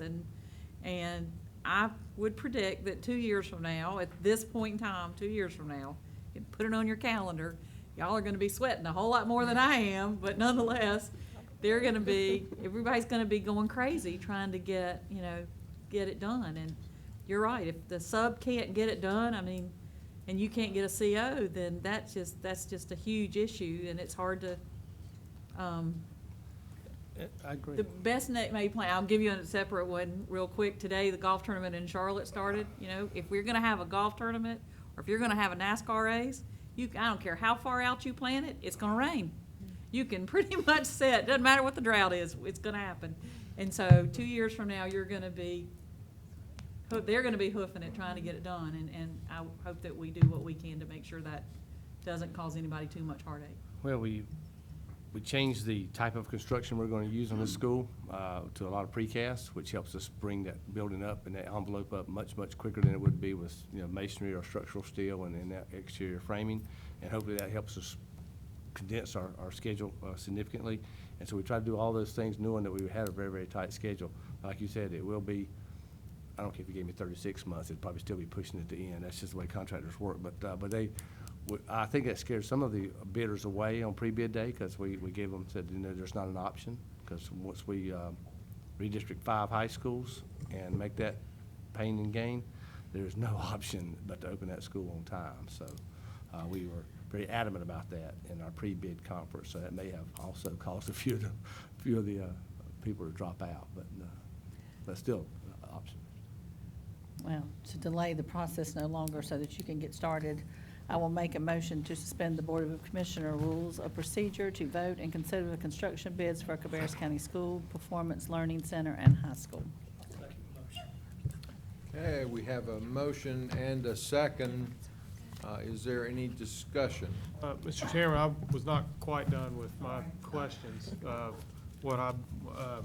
Is a Gantt schedule attached as an exhibit to the contract? I mean, do we have are they committing to the schedule as an exhibit? There's a completion date, and yes, there will be a contract, a full milestone schedule will be issued to us, and it'll be updated every month throughout the whole project. But it's not part of the contract, it's just a completion date? Completion date, they have to provide. Substantial completion date. They have to provide us with that schedule to meet that goal. Okay, We have to approve it up front. okay. And do we have liquidated damages? There are some liquidated damages built into the contract, but we can't afford to spend those, you know what I'm saying? We just can't. We can't do what? We just can't afford to even start thinking about spending those, because they have to finish on time. Right. Liquidated damages are nice, but that doesn't solve our problem. Well, I understand that, but it at least puts some pressure on It them does. when the chips are on the table. Right. I mean, they've got more at stake than, well, sorry. Yeah, So, absolutely. okay. And the last thing, you mentioned precast, which is good, you partially answered a question that I was going to ask, so that was, you guys, what did you do, or what steps did you take to sort of, as you saw this number moving and going up, to say, hey, what can we do, or how are we gonna reel this in? And as a side note, I mean, this is, in truly going the wrong direction, I'm looking at the 3rd floor thinking, I don't know why we don't build it while we're out there and we're mobilized, but again, that's maybe a different conversation, because that's taking the number in the wrong direction. But just give me sort of an overview of what you guys did, or the process you took to try to keep the number down. Well, when we had our pre-construction estimate, it came in about $6 million higher than the actual bid came in. So we were really, pushing. We took in some elements on the entranceways. We took some elements in on the quite a few of the facade changes. We changed out a few of those sort of things. We also looked at some of the amenities that were built within the school itself and tried to reduce those as much as possible. We also did some work on the site. The site was probably the one that hit us the hardest on this site, because it was, the first estimate was $19 million worth of site costs, and I said we just can't do $19 million worth of site costs. On bid day, that came in a little over 12, so we were able to bring some changes to the site and how we address the site and that sort of thing to bring those costs back in. The building itself is in the neighborhood of about $170 a square foot, but with all amenities all in, we're about $235, which is site work big cheering amenities as well. So we've off the building envelope into a pretty good range, but still the site is a challenging site. The last thing, I guess, Mr. Chairman, with the motion on the floor, I hate to be disagreeable, but it seems like we're a little backwards, that their board should approve it before we do. And I understand it's 30 minutes away, so maybe that's really not worth worrying about, but that seems backwards to me. And I get the 2 weeks part, but as Commissioner Poole said, 2 weeks or not, August of 2019, they're gonna be scrambling around, trying to get it done, whether we do the 2 weeks or not. Yeah, okay, gotcha. So, again, that's probably trying to hit a fly with a tuba for them, so it probably doesn't really matter. But that part, just, I guess, process-wise bothers me a little bit, but, there is a motion on the floor now. Well, we are still in discussion. I would share those same concerns. Number one, the concern about us approving it before the Board of Education. Number two, us approving it in the same minute, the same meeting that we have these discussions. I think a lot of the conversation that I've heard around the community is, how are we going to continue to do this? How are we, we've got more high schools coming right on the heels of this one. And of course, we've talked about sticker shock in the past. And of course, you're not so far off from your estimates, as we've also discussed, although the additional 5.6 million was something that I think we were not expecting. But, we're eliminating the opportunity to have any of those discussions with members of the public, about different aspects of the project. How important is it to you to have a top-rate baseball complex at every high school and a top-rate football complex at every high school? And is it important to you to have a tennis comfort station, which I have absolutely no idea what that is? And obviously, your contractors didn't either, because in looking over here where you're talking about trying to reduce, one of them, the alternate for the tennis comfort station, one of them had it at $87,000 and the other one had it at $292,000. So what is it? What is that? It's a restroom. A restroom. Yes, it is. I understand what that is. Yeah. Well, I do too, but that's an architectural term.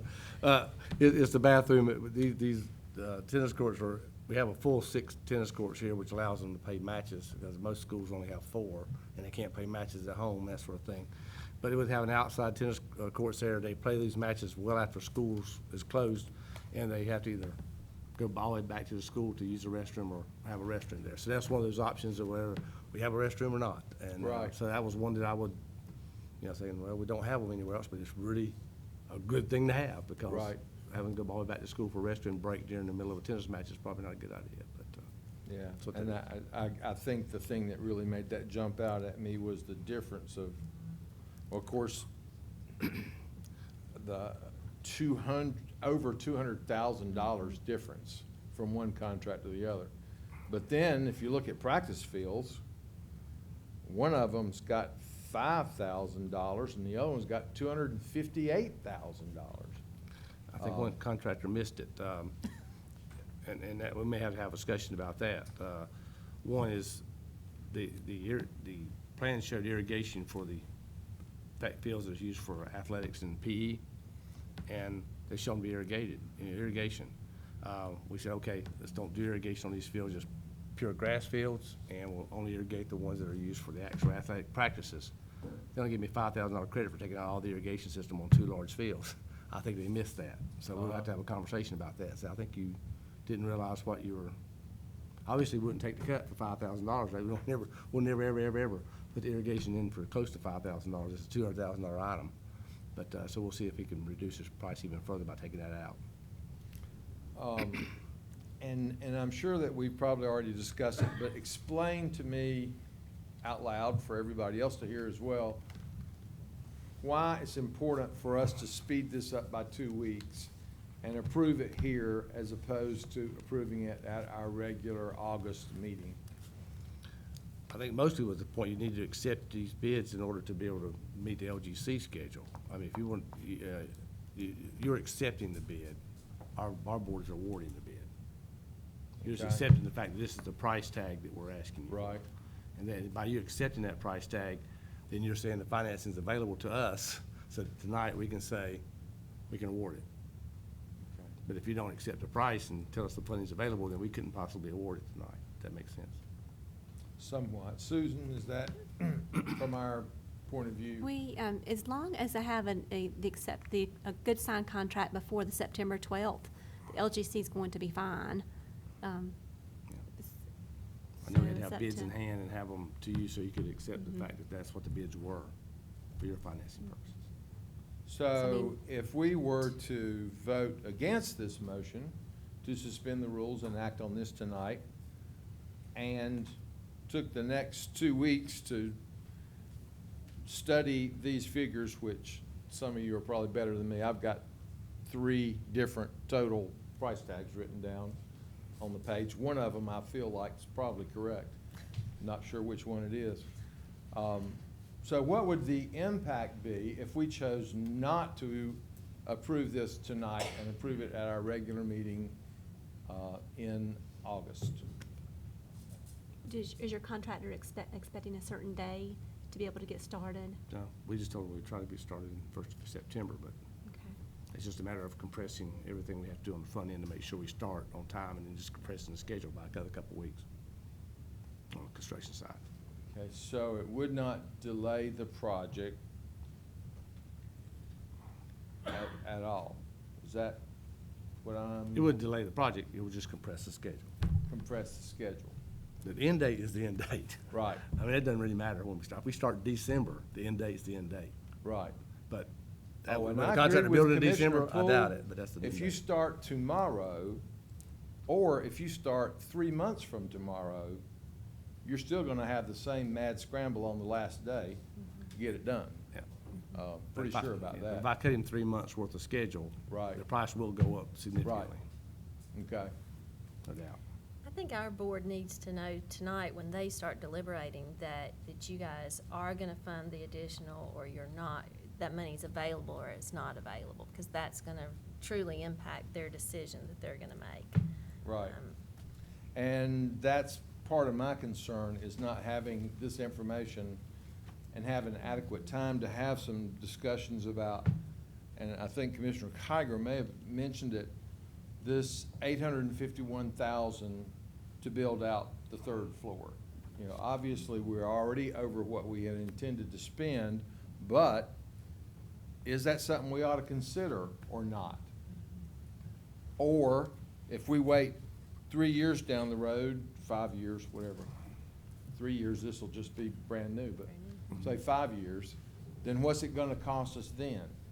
Or can we estimate that? Is it gonna be double that amount, triple that amount to build it out? You know, one of the, and Tim mentioned earlier about the courthouse. That was one of the calls that I had received when someone, after we had talked about some spec space on the courthouse, their response, this was from another county, they said, don't do it. You know, we did that, and this regulation changed, and this ordinance changed, and it ended up costing us way more to upfit that space later on than it did than it would have cost to build brand-new space somewhere else. So, I mean, is that something we ought to be talking about? In my opinion, it will cost you much more 5 years from now. I cannot tell you exactly how much more 5 years from now, but it will definitely be significant, because I'll be actually in an active campus at that time, and everything the contractor does will have to be quarantined off and have to work in a very limited time and environment to do so. So yes, it will cost more in the future. Can I quantify that exactly right now? No, sir, I can't. Right. But it will be. I can tell you that it will be significantly different. This large number includes the shell, right? It just Includes doesn't the include shell, the yes, sir. interior upfit. The interior upfits. There's about 10 And- classroom upfits. And what about if 6 months from now, after the county has an audit and there's available cash? Will they hold that price? I should certainly negotiate and try. Because at that point in time, we will still be in the upfit process and inside. The shell is still gonna be there. There'll be some additional HVAC work and some additional, classroom, obviously, you know, materials for classroom upfits that would probably would fit within that timeline within 6 months. So the mechanical, size of the mechanical units includes that square footage? The or size of the that- mechanical rooms do, there might be a unit that An additional unit supplies to for cover that that. air that would be different. And how many students does that 200, that It 851,000? goes from 1,600 to 1,850, 250 students. So that's 250 right off the bat. Yes, sir. So I guess my question would be, going ahead and upfitting that space, or the construction piece of it, for that additional 250 students now, how much time would that potentially buy us before we have to start on the next one?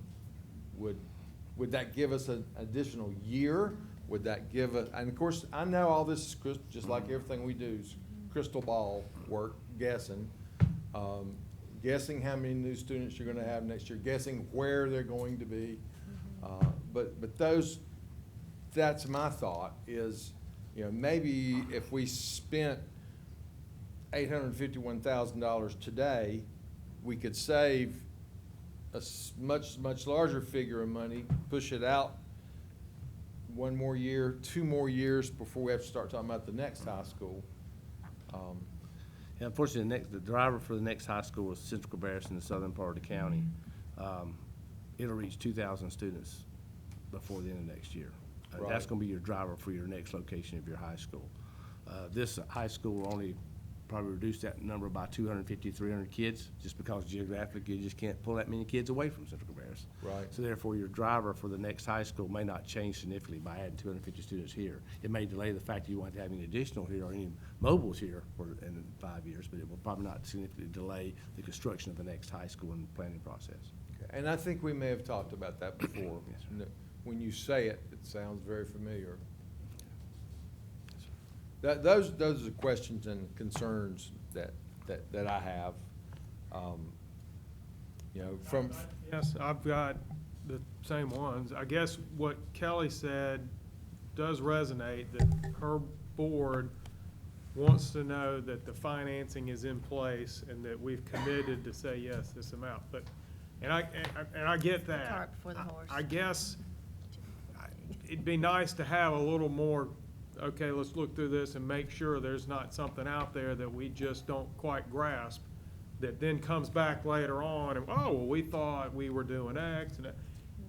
And so in my opinion, I just think the process should follow the typical timeline. And, you know, you present to us, we look at it. And my gut feeling is, I don't think we're gonna stiff you for the extra five. I mean, we do need to build the school. For me personally, I just really wanna make sure I am fully educated and understand exactly what's in the number and what's not in the number, in which case, I guess that the timing is because your board would then meet next week, and when we don't, and we would be 2 weeks, so then they would not be able to approve Till the September. document Until September. after that. Is there September. another way to do that, or is Yeah. that? Ms. Yeah. Farrington, the number you gave to the underwriter, what number did you give him to finance that we can include this in our budget? The new number I gave was 61 million, just for the high school. For the financing of the high school? I gave 61,679,000. I was not aware of the 400,000. The contract we talked about today, about the $400,000 deduction. The grading. I did not have that number in when I built it in. I just took off the 1.2, so there's a little bit of savings there. I gave to the underwriter when they figured the debt service, 61,679,000. So, Instead in my of two. opinion, that answers the question of whether the financing is there. The financing is there. Now, whether we choose to say, as Chairman Morse has said, to have a discussion on whether we include the upfit or not.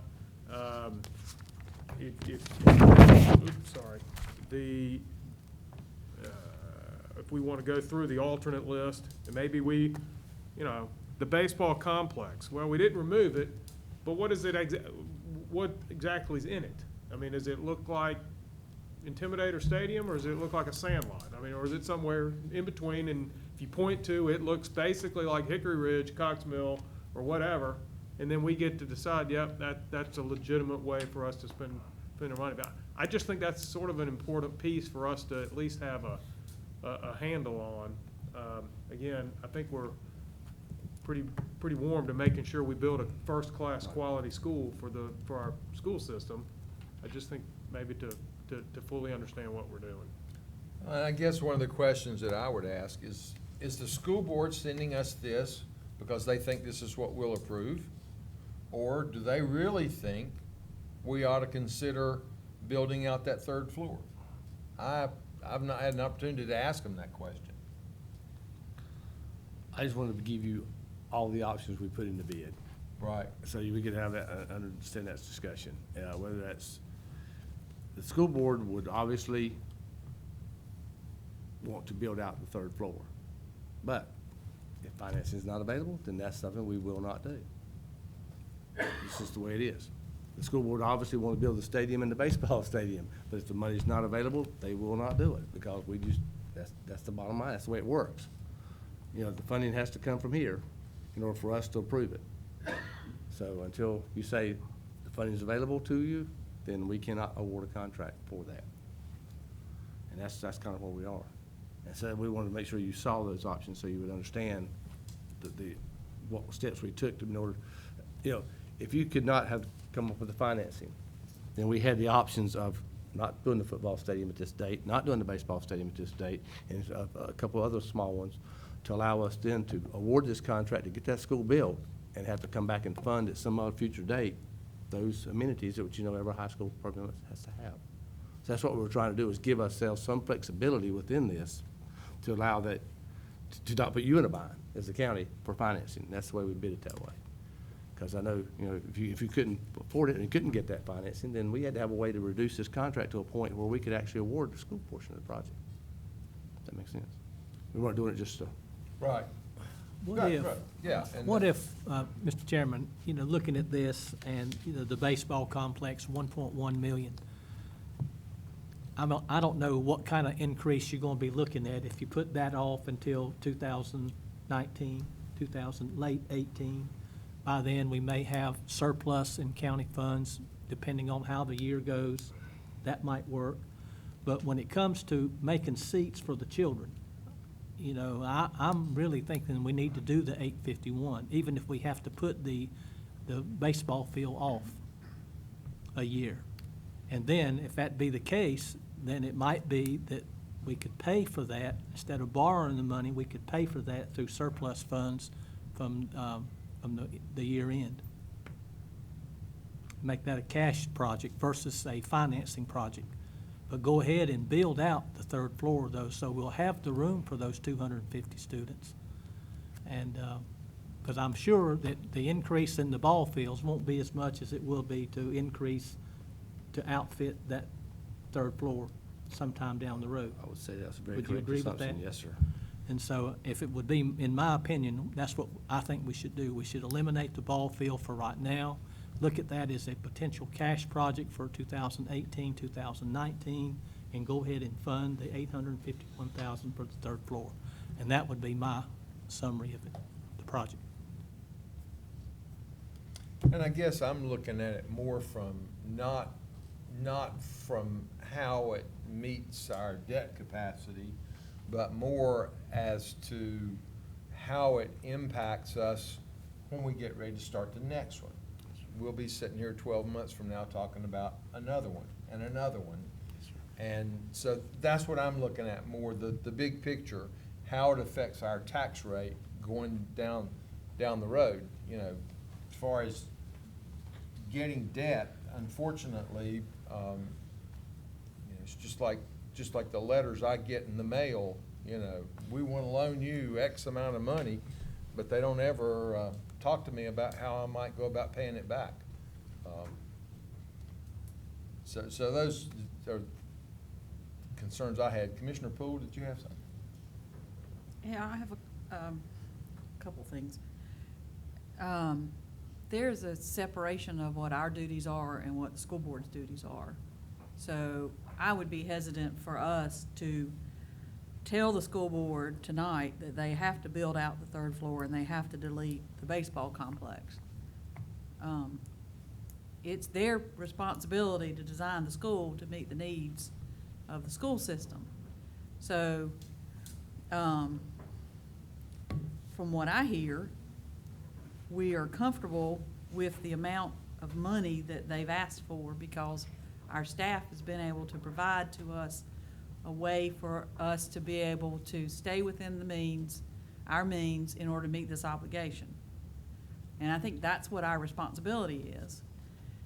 If we don't want to do that tonight, then what I would suggest, and Rich, you're welcome to chime in for advice to us in any way you wish. I would suggest that, Chairman, that we, by consensus, let these folks know that we're willing to fund this amount of money and that we would like for them to take to the school board tonight for their conversation this concept of building out the third floor and delaying the baseball complex, with the understanding that it is our sincere hope that during construction we will, and once our audit's done, yes, as our county manager said, there is a long list of projects that we need to do. And I think I'll be honest with you, it is a serious consideration for a school to open without athletic fields. You can do it, but we've never done it before. And there'll be parents filling up the place. One of the first meetings I had 9 years ago, one of the worst meetings I've had, and nothing against the people of Central Cabarrus, but you'll remember, we spent hours with them complaining about the school going 4A, and we had nothing to do with it. And we sat there for hours. You remember, I know you're nodding from it. One person addressed the issue before the Board of Commissioners, and everybody else, I'm not kidding, hours. It was like 3 or 4 hours we sat there. Everybody else said we don't want to go 4A. So it can be done. It would be my hope that we would find a way during the course of the year if the baseball complex isn't done. But I honestly think that our role is to provide the funding, and it's perfectly legitimate for us to make a suggestion to the school board.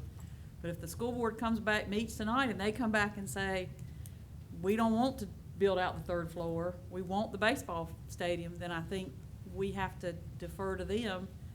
They're elected to do that job.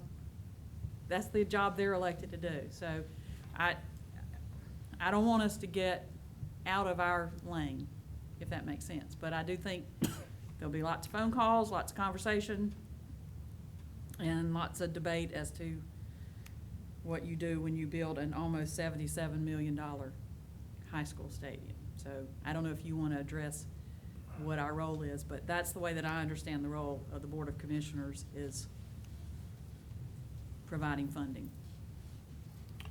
Well, I would agree with that the function of the school board is to identify the needs for the schools and then to come to the Board of Commissioners with what it's going to cost to meet the capital needs, which is primarily what the county is required to fund. And if you approach it from that perspective, then it would seem that the motion would be from this board, whether it be tonight or it be in 2 weeks, is we're willing to spend X amount and on this school. And then it would be up to the school board to decide how that money's spent to provide that particular school.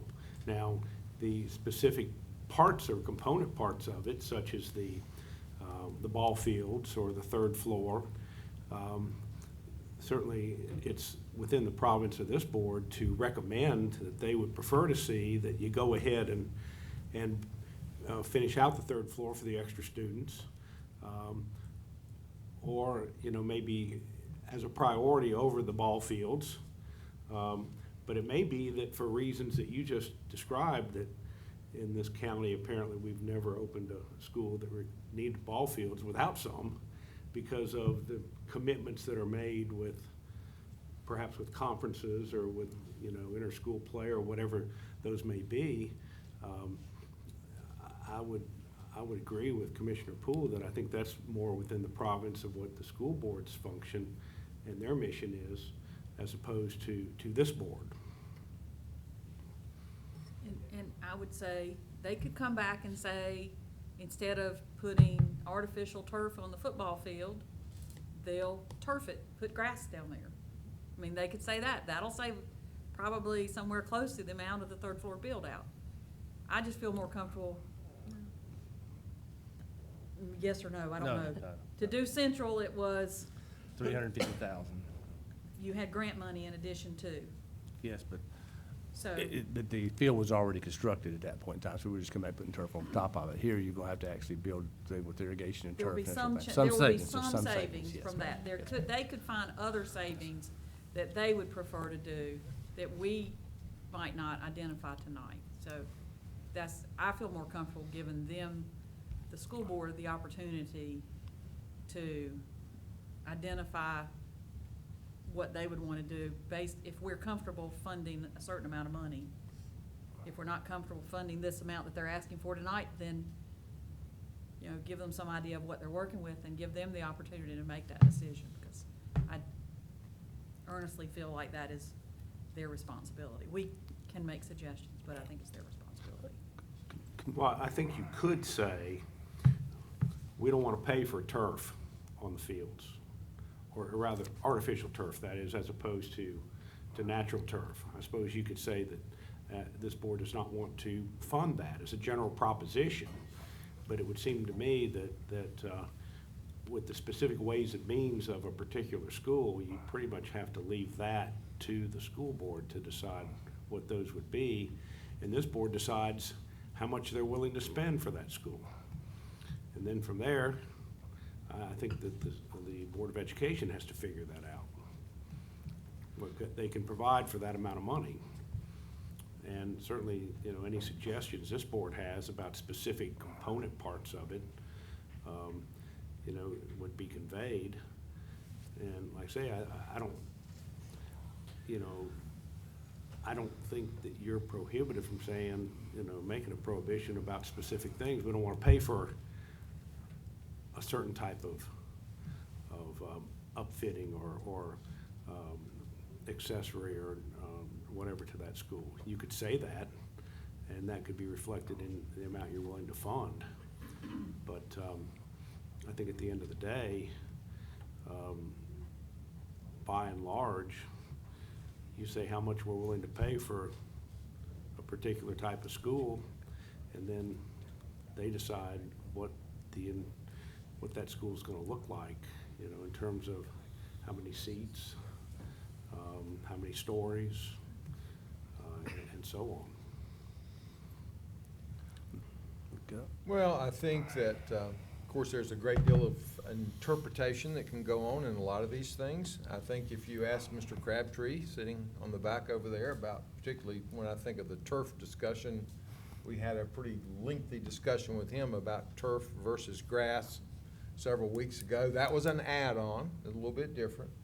But I do think that we have accomplished a portion of my goal in having this discussion and informing the public that these issues, these options, these do exist. And that was my primary concern, was for people to have an opportunity.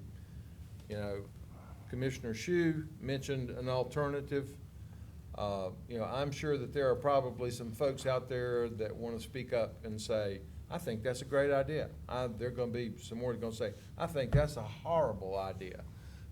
And that's my concern, that we're not allowing an opportunity to hear those comments.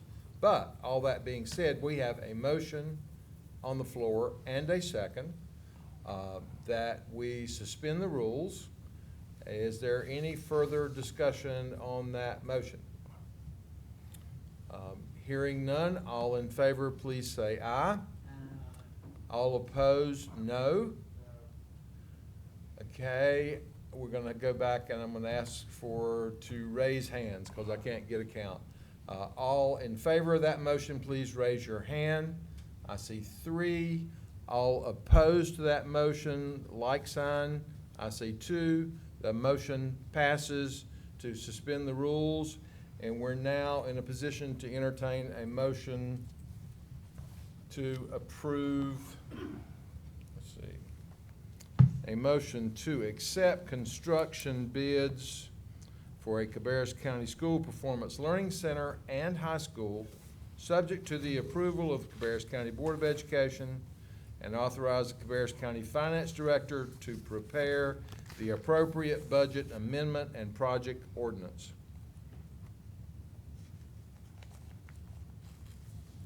Can we put the amounts in there that we're approving, Mr. Chairman? I feel sure that we can, yes, I sir. think that we need to nail that down. Okay. And we'll have to have some assistance with that. As I told you, I have multiple figures written down. Susan, can you help us out with, first, with the figure we should include in there for the Performance Learning Center? The Performance Learning Center, the amount we're going to borrow, which is the amount we need right now, go back to the amount again. I've got $3,080,000, but I'm not sure if that was the final. 490 something. $3,080,291. Okay, and then for the high school, In the high school, we're taking the bid, and we took out the $1.2 million for the overlapping contingency and $400,000 even for the site cut, the grading part. That gets us $61,279,000.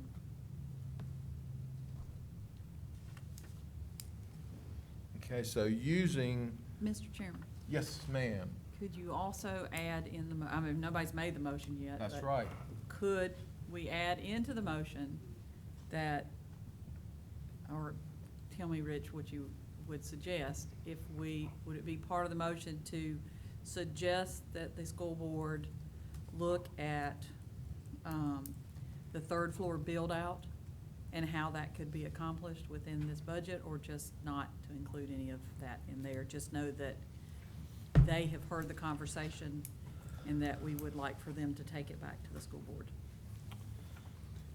You could do it in the same motion. It might be a little better to have that be a separate motion as a recommendation to the school board, So- aside from this motion. But I agree with Commissioner Shue that I think, given the discussion, it was a good idea, rather than accepting or just using the motion that's suggested in the agenda, that you include the specific figures in it for each of the schools. Okay, would anybody like to make such a motion? May I ask one thing? Yes, sir. If we're gonna try to add that in, could the amount be $61,679,000, which you had anticipated putting in that extra $400,000, without taking out the $400,000? That would give us closer to making that work within the monies available. And then have the board reduce these other things down to that number? Is that what you're suggesting? I could not hear what you Sorry. said. I'm sorry. Susan said we had $61,679,000 is the amount she's approved to borrow for the project. I'm asking for that total amount to be borrowed, and we work within that budget, which is $400,000 more than, that's because of the, give us that leadway to work to try to get back to the 851. That way they would have to find 451,000 instead of 851,000 in order to build out the third floor. Within the cuts, Within that, within the potential cuts. yes. Right. Obviously, $400,000 easier to do. Yes, ma'am. And we would certainly convey your, I was gonna say, that's assuming you chose to build. we would convey your recommendation of keeping the shell or adding the seats, and also your desire to keep the baseball fields too, and see if we couldn't find another way to get those savings. And the baseball build-out is definitely a shorter timeline, so obviously we didn't start building ball fields till a year from now. We'd still be able to do that and still be open for time without having to delay the rest of the project, so that gives us an opportunity to work that out. That seems like a reasonable solution. I mean, I guess that makes it sort of known that we want to build the space. I think Commissioner Poole is correct. It's up to them to decide. I mean, we're ultimately footing the bill, but we were predicting what would be happening 2 years from now with the contractor. Well, I got a prediction that's even stronger than that. They'll be telling us if we don't build it, well, before the school's built, that they need that space. So, I mean, that's as sure as the sun's gonna come up tomorrow. So, we really ought to, I shouldn't say lean on, but convey that it seems that this board seems to think that space is, needs to be accommodated. Sounds like you're pulling up some memories of the Odell School. Sometimes you don't want to know the memories I'm pulling up over here. I think Tim has swerved into something that makes some sense. If we have the number that's within the capacity that we're comfortable with, and it helps get to where we want to go, I don't want the notion to get out that somehow the ball fields are out in jeopardy, because you can't open a high school without ball fields. It doesn't happen. Middle school, maybe you could. You can't do a high school that way. But if we could say, look, we've met you part of the way. You got to dig it out of your pocket somewhere and meet us halfway to get the space that we all know you're going to need. So anyway, with that said, Mr. Chairman, I'm comfortable if we want to proceed and use the 61,679 number in the motion. Okay, well, then at this time, I would entertain a motion to accept the construction bids for a Cabarrus County School Performance Learning Center in the amount of $3,080,291 and construction bid for, got off my line here. Yeah, and for the high school, for $61,679,000, subject to approval by the Cabarrus County Board of Education, and authorize the Cabarrus County Finance Director to prepare the appropriate budget amendment and project ordinance. Does that sound correct to you guys?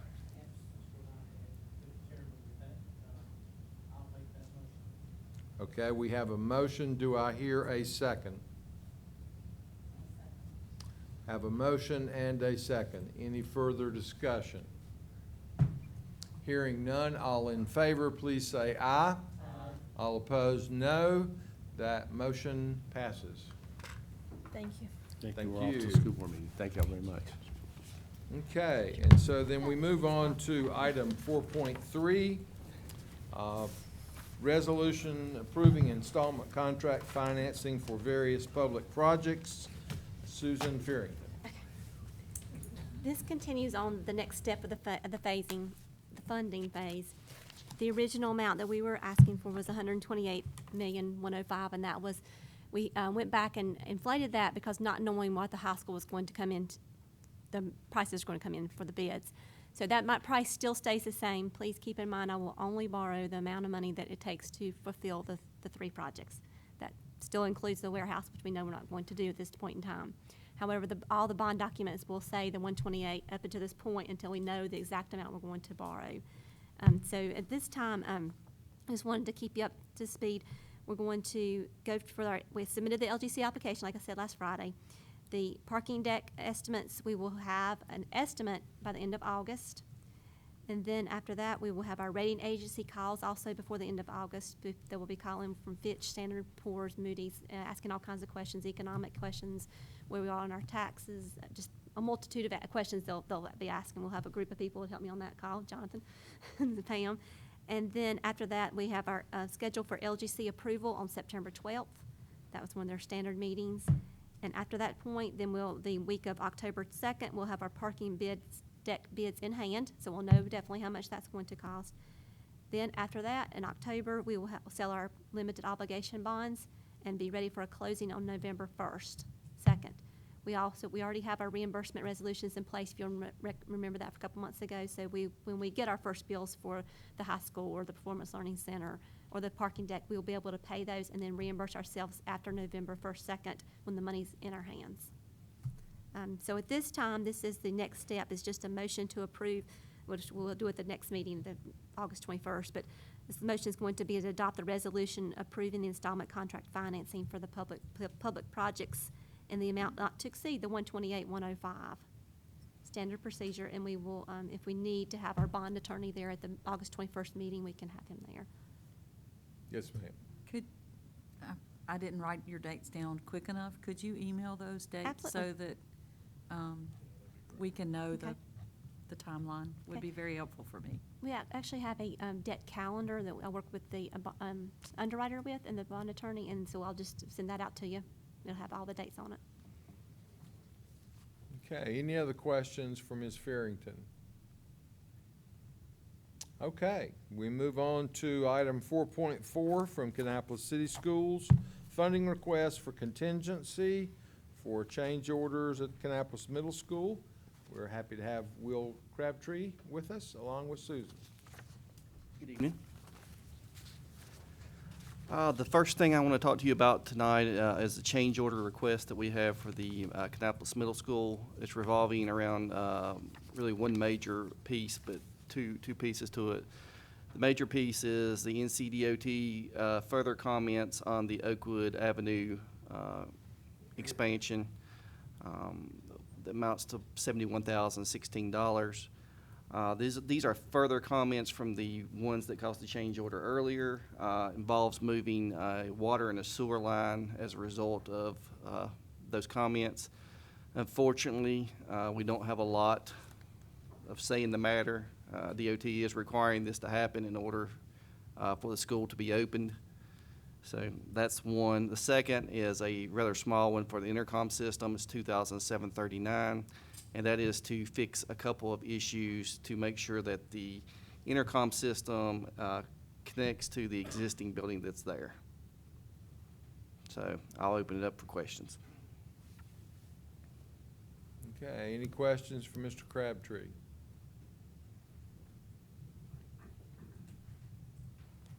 Okay, I think we will move on to 4.5. Request to reappropriate fiscal year 17 funding, same cast and crew. Kind of in the same boat as Cabarrus County Schools on this one. The majority of this funding was for school buses that was allotted last year. We are just like they are just now receiving those school buses, so it crossed fiscal years. So we're asking that that money be reappropriated. The second part of that is for a non-compliant playground that we would ask that that also be reappropriated. How'd you end up with a playground that was non-compliant? I'm Well, just curious. We had one at Forest Park, not Forest Park, Jackson Park, that was fixed, and there was funding left over from that one. And now we have one at Shady Brook.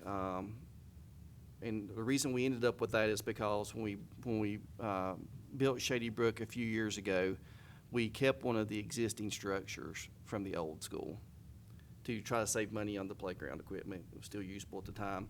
Now it's to the point where you can't purchase parts for it, and it's become a non-compliant playground, so it's going to have to be replaced. Gotcha.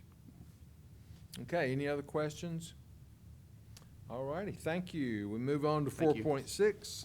Rowan Cabarrus Community College request to reappropriate capital funding. Sounds like the same scenario. And we're happy to have Janet Spriggs with us.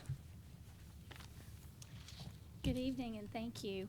We have a request to reappropriate $273,554.50 in capital funding at the end of June 30th, 2017, to be used in fiscal 18 this year. This is made up of several projects, the first one being upgrades and renovations to the South Campus Student Center project. That's $84,955.15 of that total balance. And this project the majority of this project was completed, but the student cafeteria portion was not completed a couple of years ago because we did not have funding.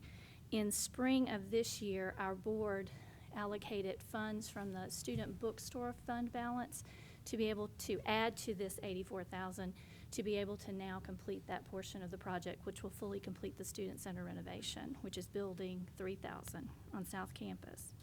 $9,586.71 of this is for South Campus building access security enhancement. This is another project that has been phased for South Campus, CBTC, North Campus, and West Avenue.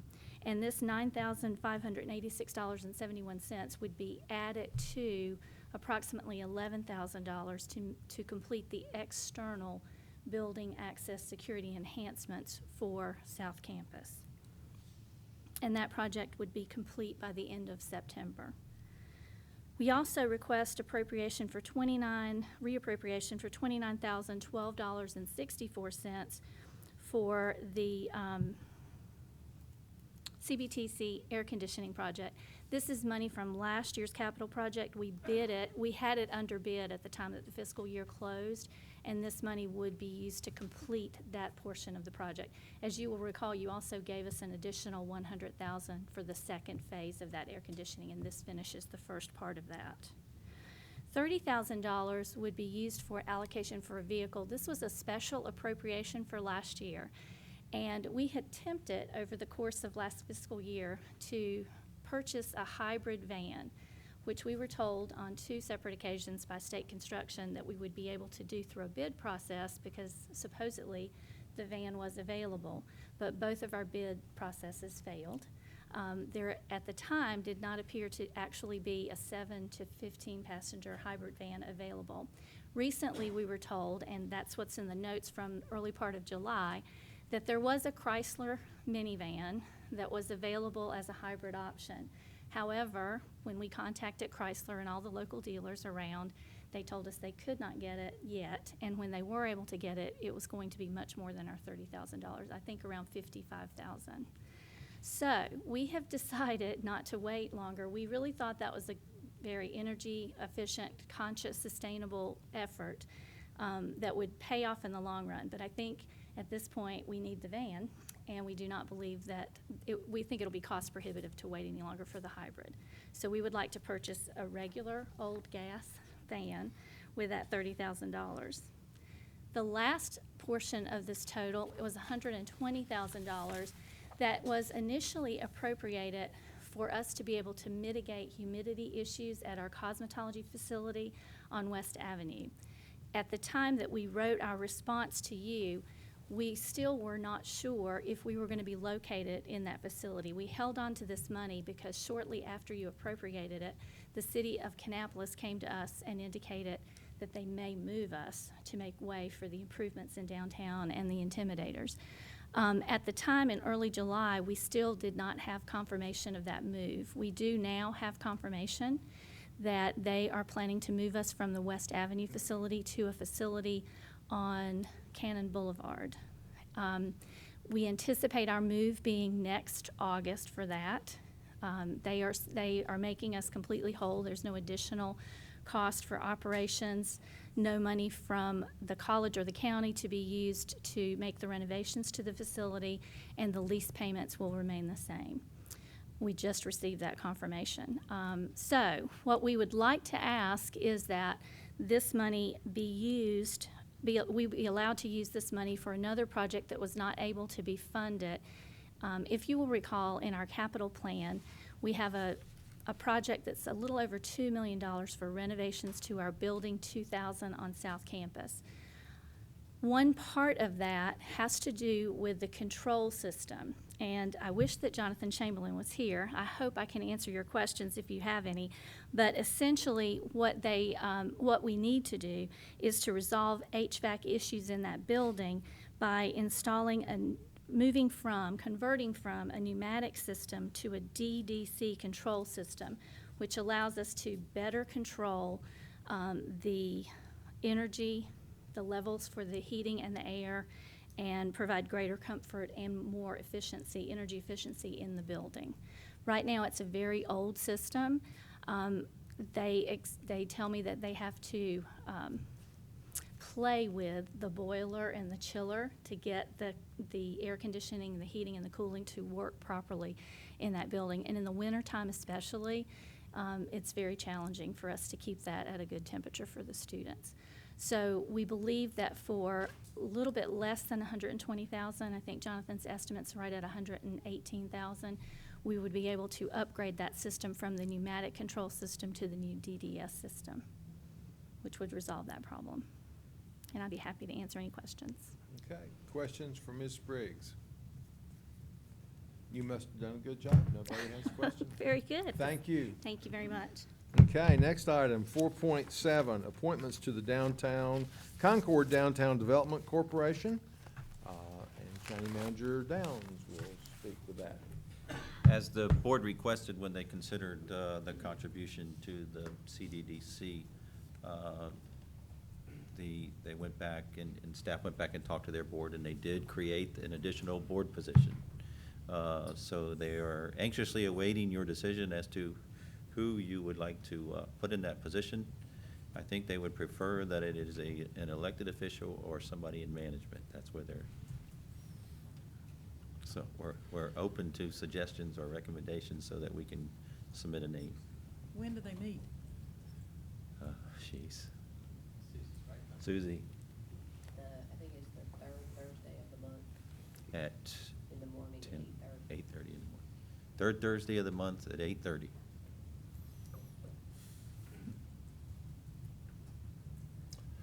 Any thoughts, commissioners? I do not mind doing it myself, but I question whether perhaps a staff member might be more in tune to some of the issues. Jonathan is nodding his head yes. That's That would be my recommendation, sorry. It's the fourth Thursday morning. It's the fourth Thursday morning at 8:30. Do I? It's the fourth Thursday morning at 8:30 instead of the third. So is there anybody else that would like to step up to the, or we can certainly think about this and discuss it at our regular meeting, whichever is your preference. I think we probably should wait till then. Give Jonathan time to think it over. Okay, I think that's a very good idea. Or if we're gonna, My only reticence is that I really think one of the elected board members would do well at it, but I would be willing to do that if you feel that's appropriate. Yeah. or Well, we Kyle. can, I was gonna recommend Kyle Yeah, would be Kyle another would one, be- so. I think Kyle We're would gonna be make excellent. suggestions, we might as well suggest, Jonathan doesn't need to be completely singled out. we will give that some further deliberation and discussion and make that decision at our regular meeting on the 21st, if everybody's agreeable with that. We'll have some internal conversations and Okay. come back with a recommendation. Very good. Okay, we're moving on to 4.8, Active Living and Parks Department, Youth Athletic Discussion. Londa is with us, and Perry. Before you begin your discussion of youth athletics, I will say that I have already received emails from some folks complimenting Active Living in Parks for adding an extra hour in the mornings to our parks, and they were very appreciative of that, and I thought that was a nice article in the paper yesterday. Now, on to your other discussion. We've been keeping totals of numbers of cars that have come in, and surprisingly, it was more than we actually thought it would be. Uh-huh. Perry could tell you, Frank Lisk has had, Yeah, they're there. There's probably 12, 15 waiting. We're there at 6:45 opening, ready to come Wow. in. and VVP has about half that many. Uh-huh. So- Okay, well, we'll continue. I'm glad you're keeping records, and We are. when it's time to talk about that again, we can put that out there. Definitely. All right, so youth athletics, nothing new to some of you. I see Commissioner Shue shaking his head over there, he knows.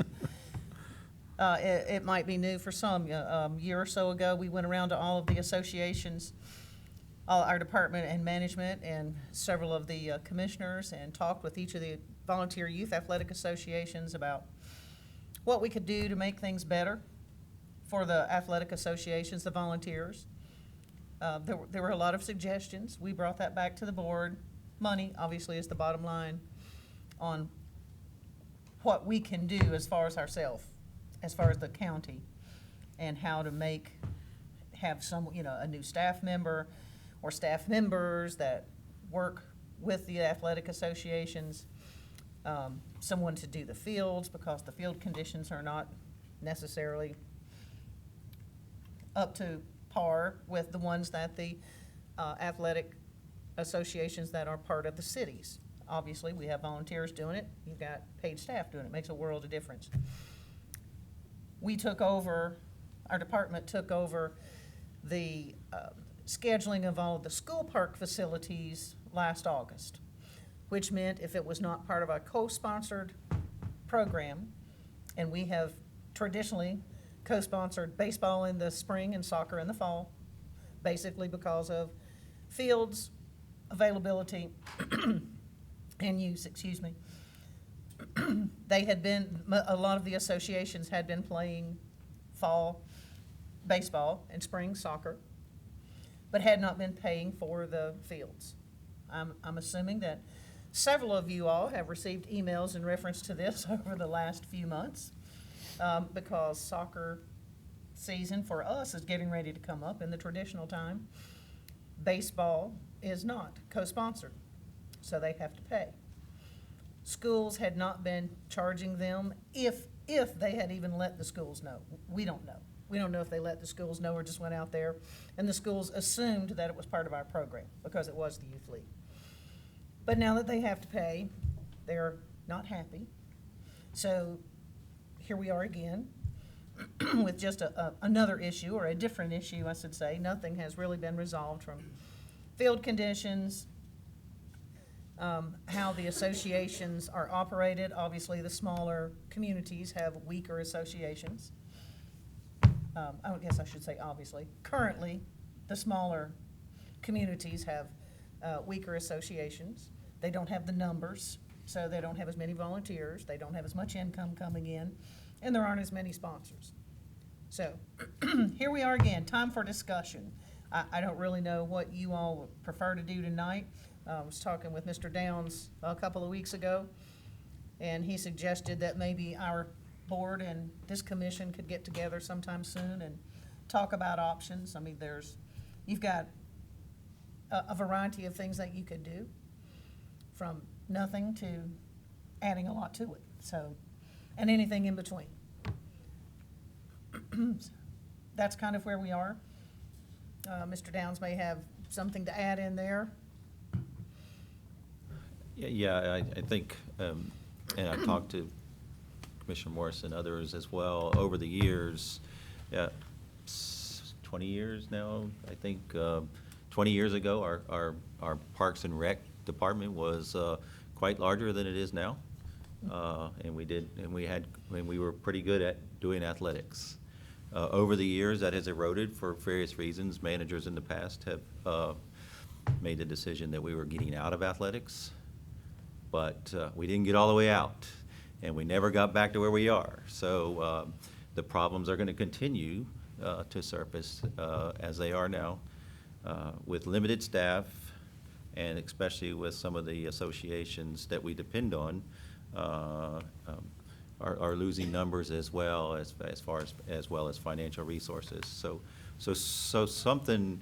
That's why I was recommending maybe we get you together with the Parks or Active Living and Parks Board and maybe come up make a decision on how do we want to move forward. Do we want to just be parks? Do we want to be Parks and Recreation? if we want to continue to do parks or recreation or athletics, then we need to probably look at some additional resources. Because right now, we're trying to do the best we can. And it seems like each year, something else pops up, and somebody gets upset with us, and I'm sure you're getting the phone calls too. And I think unless we do something, we either get out of it completely, work with the cities, and we do the parks and the passive recreation, and let the cities do the active recreation. We contribute capital to the cities or for the parks, and then in return for those that live in the unincorporated areas to participate in the cities for an equal price that a city person or citizen would pay. That's one option. I'm not recommending that one way or the other. But I think we either, as a county, we need to decide, are we going to stay in athletics? And if we are, if we want to do it right, we're going to have to add some resources. Because right now, we're just limping along, and it's creating issues for our staff, for the associations, and for you. You're getting those phone calls as well. So we just wanted to start the discussion tonight, pretty much. I think the real issue right now is the paying for the fields in the off-season. And there's various reasons for that, as Londa said. Baseball in the spring, soccer in the fall. Now they both want to play all year round, and then you've also got lacrosse that wants to play and use those same fields, and they're all competing for the field. So whether they pay or not, it's going to still be an issue because there's only so many fields, and so we need to, and this is a big thing. So we really need to discuss this, and I thought maybe a good idea was to start with both of our boards together and come up with a couple of ideas, and then maybe sit down with some of the city folks as well and see if there's some options. And how do we work this puzzle out where Cabarrus County as a whole is doing this right, and who's doing what part of it. So I think we've had many conversations over the last couple of years, and believe me, I'll go to them and they say, well, we're doing what we can do. We don't have enough resources, and I go back to them again 6 months later. What are you going to do now? But that's it. I mean, we've eroded their staff and resources for the last 20 years at least, right? Been that. So, and as time when budget comes around, they're asking again, and I think now they've quit asking because they know the answer, or at least it has been for the last few years. So we just need to come up with some ideas, some solutions, and then take that and move forward with it. And whatever that decision is, provide the resources and the staffing that needs to make it a good program, just like the rest of our county programs are. So. And the numbers have outgrown the staff, obviously. Sure. I was hired in 1981 as an assistant athletic director, and in July of 1982, I became the athletic director, and we never had an assistant again. There were like 76 total teams in the county then. A few years ago, what were we up to, Perry, total? For the whole year, we're right about 650, if you had all the sports together. But we had one athletic person. Well, And so that's the kind of increase. And what happened, and when the county started to really boom in the mid-'80s, and numbers were just increasing like crazy, management's decision was to decrease our role to the youth athletic associations, because we used to do everything. And we just couldn't afford that with the numbers the way that they were increasing. So if you did now, what we used to do, our budget would be $7 or $8 million just for youth athletics, because we provided equipment, we paid someone to do the fields, we provided all of the field equipment, we provided uniforms, we provided balls, we did all of that. And so we gradually started doing this until we got to the point where we are now, where we do initial field maintenance, provide field equipment, bases, pitch and rubbers, soccer corner flags. Background checks. Yeah, the background checks. And for basketball, for the indoor, we provide scorebooks and the gymnasium, and that's pretty much it. And we don't charge them anything, where we used to charge 30% of the direct cost, which was like $75 or $85 at the most. So that gives you an idea of how we've grown over the years, but right now, the last couple of years, there have been associations whose teams have decreased. And a lot of it is because of what's going on in each of the associations. And that's why we, year and a half or so ago, we went around to everyone trying to, what can we do? How can we make this better? What will help you? Of course, all of them wanted more assistance. So that's kind of where we are now. I would vote for the joint meeting, but it would be really nice to maybe have them or somebody come with 2 or 3 ideas like you're talking about. Here's some of the different things we could do to kind of start the ball rolling, then see where it goes from there. But I would need to know a whole lot more to have much of a suggestion, so, and maybe I just need to come to a joint meeting. I don't know about you guys, but I think it would be helpful for me. Well, I maybe, Londa, you guys, I maybe to start with, staff sits down with the Active Living in Parks Board and gets some of their ideas, and then maybe we come up with a few options and then pull both boards together and talk about it. Because I think it's really coming to a head. We need to either get in it or get out. It's tough to, you just don't ever want to do something halfway. I Right. mean, you know, you're right, you just said it. You either do it or you don't, or you get in it or you get out. And that's where we are right now. We're in the middle. It pains me to think that we do anything halfway, because all the, you know, just everything that we do around here just seems like we're very, with your leadership, it just seems like we're very conscientious of how we go about doing things. Right. And it's noticeable, so to know that we're not, that needs to be addressed. And I think Diane's or Commissioner Honeycutt's on the right path. And let's maybe pursue that joint meeting after some ideas are thrown around. I wholeheartedly agree. I can think of no other issue in the 5 years that I've been on this board that has consumed more time than that one. And it will continue. One of the things right now that I'm sure you all have heard, because I was told they were on a calling campaign, so I don't know if they've called you all or not, but Bethel for fall baseball. They told me they were gonna have to charge $200 per child so they could pay the school rental fee, for the fields. It's $10 an hour. We figured up, I don't remember the exact total, but do you, I think it was about 4,000 per field. yeah. And per our fees field, are but they way were- cheaper than what the schools were charging them. Baseball, $1,600. $1,600 per field. Yeah, They've got 3 fields, so you're looking at about $4,800. but they wouldn't have that many teams. Right. Yeah, they wouldn't have enough teams in the fall to have to use all the fields, so.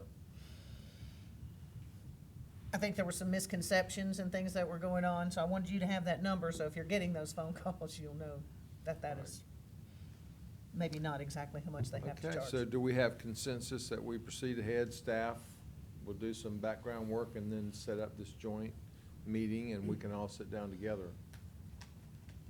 Talk about I it. might can throw this out too, just as some food for thought. You know, we're doing our summits. And since all the municipalities is involved in this, why don't this be a topic of discussion for one of our summits when all the municipalities and all the leaders are there, along with the Active Living in Parks? I think Just food maybe, for thought. maybe as a follow-up to our joint meeting, perhaps we can have that discussion there. I, for one, need to be a little bit better informed prior to having that conversation with the cities, I think. Okay, any other questions? All I righty. have one thing Uh-huh. before she leaves. She already knows because she's grinning. Happy birthday. Thank you. She's Ah. spending her birthday with us, so Birthday. happy Yes, thank you. birthday. Maybe I say can how- have dessert tonight. Yeah, well, I think the rule is you're supposed to bring cake if it's your birthday. It's in the car. Oh, okay. I'm now as old as Commissioner Poole, just FYI. Hers was Okay. 6 days ago. Great. Thank you very much. Thank you. Okay, moving on to item 4.9, reappropriation of funds for ongoing projects, grants, and commitments. And we are happy to have Kristen back with us tonight. Not talking about budget. We passed the budget. Kind of, yes. Yeah. So, kind of like you heard from the schools, I'm here to talk to you about county projects. that we had budgeted in FY17 that we are asking to be reappropriated to the current year, FY18. So I believe there is a spreadsheet attached, and I can go through each project or just kind of give you a high-level summary. So most of these are tied to grants from our DHS department, Canon grant funds through Cooperative Extension, Department of Human Services, that most of them we received late in the fiscal year and were unable to be spent on the projects that we had initially budgeted for. So we are asking to carry that money forward to FY18. And a few of them do cover some projects I did kind of want to go over. So under infrastructure and asset management, it's I believe the third and fourth project there. $25,000 to be carried over to cover the arena chiller pad extension, and that's to help with safety issues for accessing the chillers. And then engineering costs to be used to help with the old Mount Pleasant Middle School parking lot. And another project I did want to draw attention to is under planning and development, the Harrisburg area plan. I did want to update the justification there. It has that the plan would not be, or the project would not be completed before July 1st, 2017, and that was due to delays with the Moorhead Road small area plan, and the project kickoff should be in fall of 2017, so approaching soon. And I believe that's all I had. If you have any questions, I'll be happy to try to answer them. Kristen, that totals $397,084, is that correct, for all those items? Correct, yes. It's divided by function area, just for ease, I believe, to help with the financial statements. So you can see that the majority of them come from economic and physical development, and then human services, which a lot of those are tied to state grants, that it's typical that we carry those forward each year to help with the necessary programming. Right, well, I thought that was it, because you noticed the other three entities that presented, they had it in their request, and since you didn't have it, I had to assume that's what it was. Correct. Thank you. Okay, any other questions for Kristen? Okay, move on to 4.10, approval of project ordinances and budget amendments related to CIP funded projects. Susan. As part of your approval of budget back in June, there were several projects you were going to fund. The funding source is capital reserve. So this is a agenda item that establishes the budgets within the different capital project funds with the appropriate budget amendments and a lot of project ordinances to be signed to get all the projects identified during the budget to be funded so the projects can start for this year. And also I wanted to point out, this also takes the money that we set aside for the purchase of the warehouse and land, takes that back out of the equation and puts it back. So we're not going to be doing that project right now. We did not need that budget established in the capital projects fund. So the budget amendment includes removing the $4 million for the warehouse and establishing all the different funds that we had set aside. Said we're going to use capital reserve funding at the FY18 budget. When we passed that, it's in the budget book. And just to let you know, right now, the capital reserve fund, after all these projects have been funded, and there's a list of the projects in your agenda packet, there will be a balance of $34,904. So we scraped it. Get pretty low. It's capital reserve funding. If you remember, the capital reserve money gets established and replenished after the audit is done each year. If we have a favorable year, we're able to transfer anything over our 15% fund balance fund balance policy goes into the capital reserve fund, so we can do these different projects that are needed. These are one-time projects. I'll be happy to answer any questions about some of the projects, but it should not be. They were part of your budget process. You've seen the list before, but this is where we're going to be paying cash for some of the school things up front, not borrowing as much money for some of the school items. Any questions? Okay, questions for Susan? I think we have probably talked about each of these at different times throughout the year. Okay, then we'll move on to 4.11, Also, Susan, delegate JCPC Board of Commissioner authority to Finance Director for review and signature of subrecipient program agreements. During the JCPC process, there will be a short time period where the program subrecipients have to turn around their paperwork, get it approved through DocuSign, which is electronic signature process.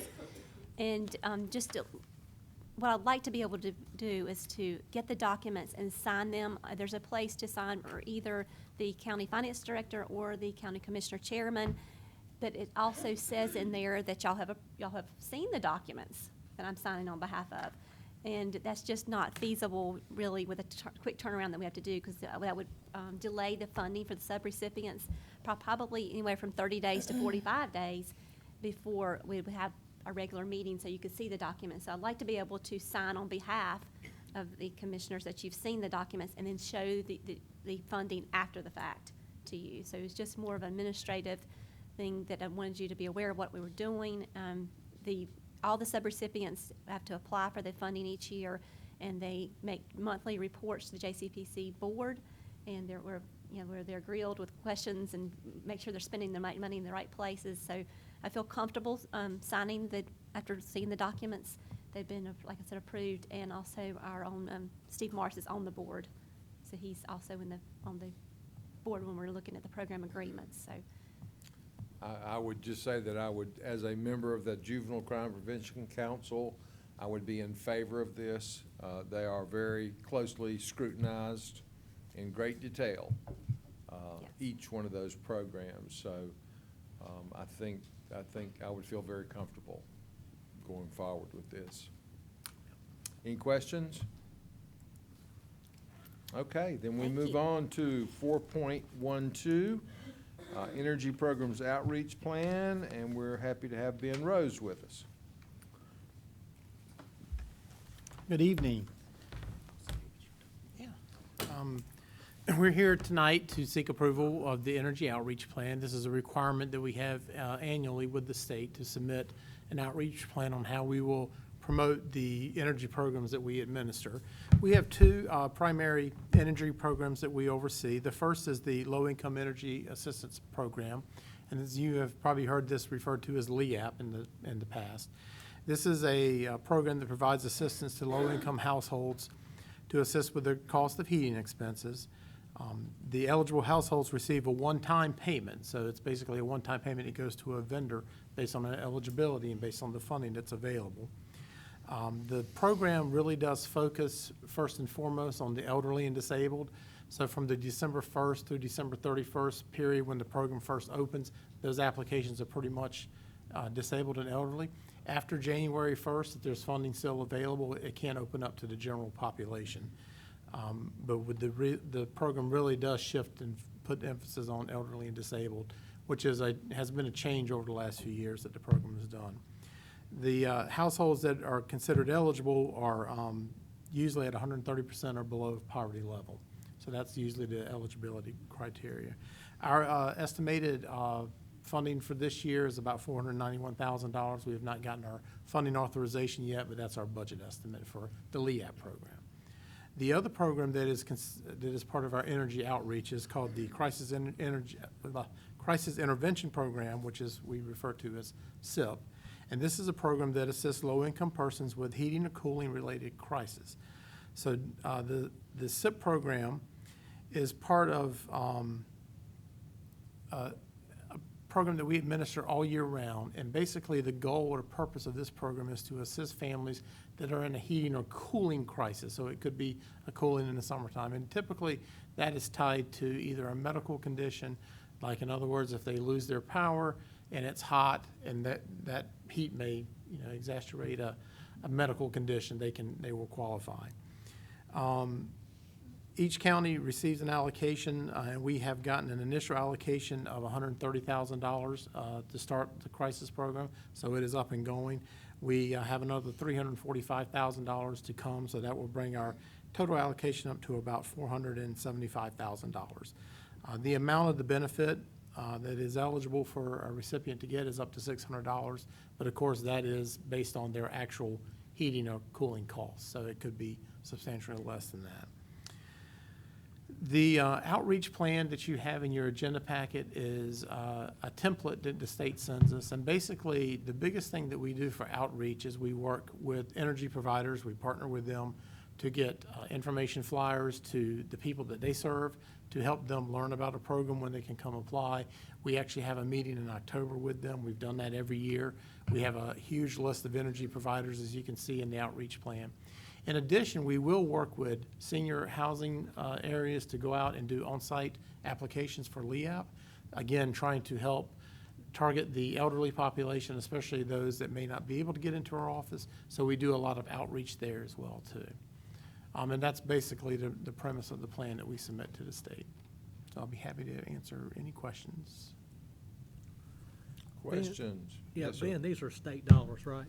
Actually, the energy programs are federal dollars. Federal dollars, The- it doesn't yes. require a match from us or the There's no state? required match, there's no state match, no county match, and we do, in addition to the 2 allocations, we get a little bit of federal administrative dollars. It doesn't totally cover our costs to administer program, as it rarely does, but we will claim about almost $100,000 in administrative cost from the federal government as well. This is the program, you've probably heard a little bit of talk about this when they've talked about the federal budget, because LEAP and SIP was actually targeted to be eliminated in the federal budget.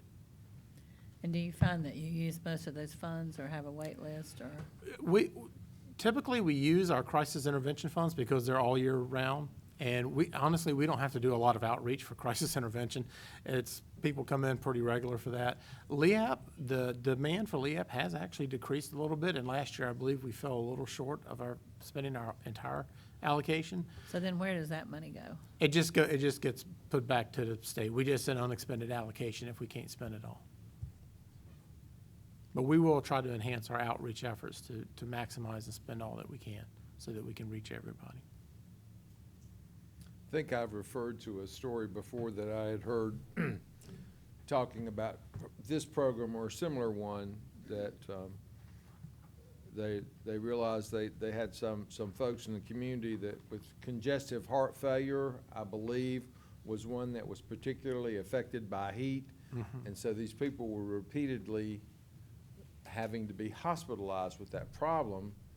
And the fix for that was a $200 air conditioner. Mhm. And if they spent that, control the temperature in the apartment, they eliminated these hospital visits. So hopefully you're seeing some results Yes. like that. And if I'm mistaken, and Kim can correct me if I'm mistaken, though, to receive the crisis intervention program, they pretty much have to have a cutoff notice. Is that correct? That's correct. So they. For utility. For utilities, so- which is their heating or cooling source. So Right. they bring that to us and then they show that. So they gotta buy the $200 air conditioner or $300, whatever. Correct. The case may be. Okay. Correct. I'm sorry, excuse me. Come on up to the mic. Actually, we can purchase air conditioners for people, and we have done that. Okay. We require a doctor's statement so that we know that it is necessary for their medical needs. But we Right. have purchased air conditioners for individuals. Okay, good. Okay, any other questions? All right, thank you very much. Thank you. Thank you. Okay, next up is 4.13, Infrastructure and Asset Management, Michael Miller.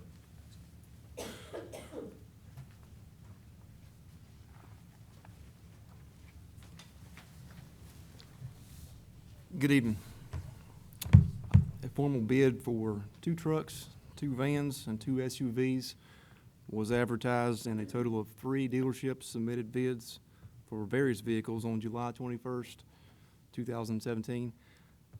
And based on the outcome of those bids, it is our recommendation to purchase all 6 vehicles from Hillbush Ford for a total cost of $195,577.72. And it's worth noting that all bids received were under budget and do include tags, and then associated fees and that stuff. So the requested action is a motion to approve the bid award and authorize the county manager to execute the contract between Cabarrus County and Hillbush Ford, subject to review and revision by the county attorney. And with that, I'd be glad to answer any questions you guys may have. Questions for Mr. Miller? It's pretty clear cut, well explained, I think. Okay. All right, thank you. Thank you. Next item is 4.14, Planning and Development Department, proposed text amendment change. We're happy to have Susie Morris with us. Good evening. We have two text amendments to present this evening. The first one is a proposed amendment to Chapter 7, which is our performance-based standards chapter. The change to be to number 2, accessory building, accessory dwelling, and swimming pools. And the proposed change is to remove, we currently have a percentage, depending on whether or not the lot is less than 2 acres or over 2 acres. There's a percentage that restricts accessory buildings, and we are proposing that that text be eliminated so that we don't have duplicative places in the ordinance that refer to impervious or structural coverage, and that it would be referred back to the table that talks about overall impervious and structural coverage for the zoning district. And this would provide additional flexibility for existing non-conforming lots. We're seeing a lot more non-conforming lots coming through where people are wanting to either add an addition or, you know, place another outbuilding or pools, things like that. Okay, questions for Ms. Morris? And I think this would, require a public hearing at our regular meeting. Yes. Okay, next is 4.15, another amendment.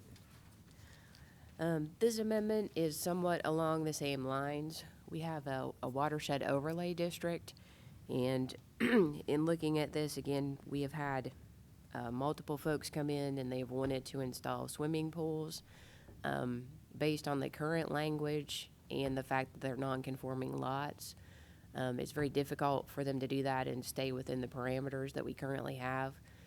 So what we are proposing is that, again, instead of having multiple standards in the ordinance, it would refer back to the zoning district and the overall structural and impervious coverage. And this particular one, because it is tied to the watershed requirements, it was reviewed by the county's contract engineer, and it also was reviewed by the state, and both are good with the proposed changes. We're still in keeping with the watershed requirements and can allow this additional flexibility to our citizens.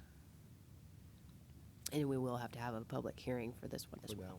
This really gives a lot more flexibility to the citizen as to how they can arrange these.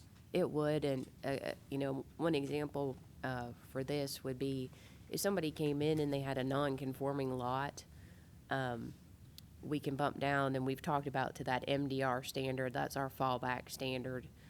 So in some cases, if it's a non-conforming lot, you know, we had 12% in there, and it would be a significant increase for those folks with the non-conforming lots. Great. Okay, questions on this one? All right, thank you very much. Thank you. Next up is 4.16, new tax collection services contracts. We're happy to have David Thrift with us. Good evening.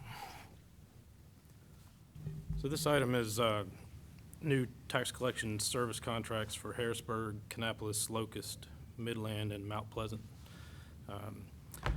With the new contract in place with the City of Concord this year to collect all property taxes for the city on behalf of the city. We were able to reduce the rates required to cover the tax collection costs for the other municipalities, what we're asking for. And we provided a spreadsheet here for you showing the savings to the municipalities with the new structure of a $2 per bill contract.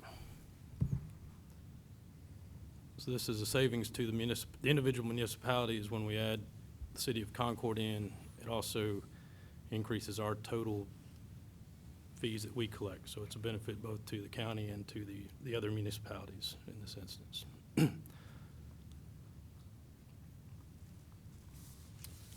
Okay, questions from Mr. Thrift?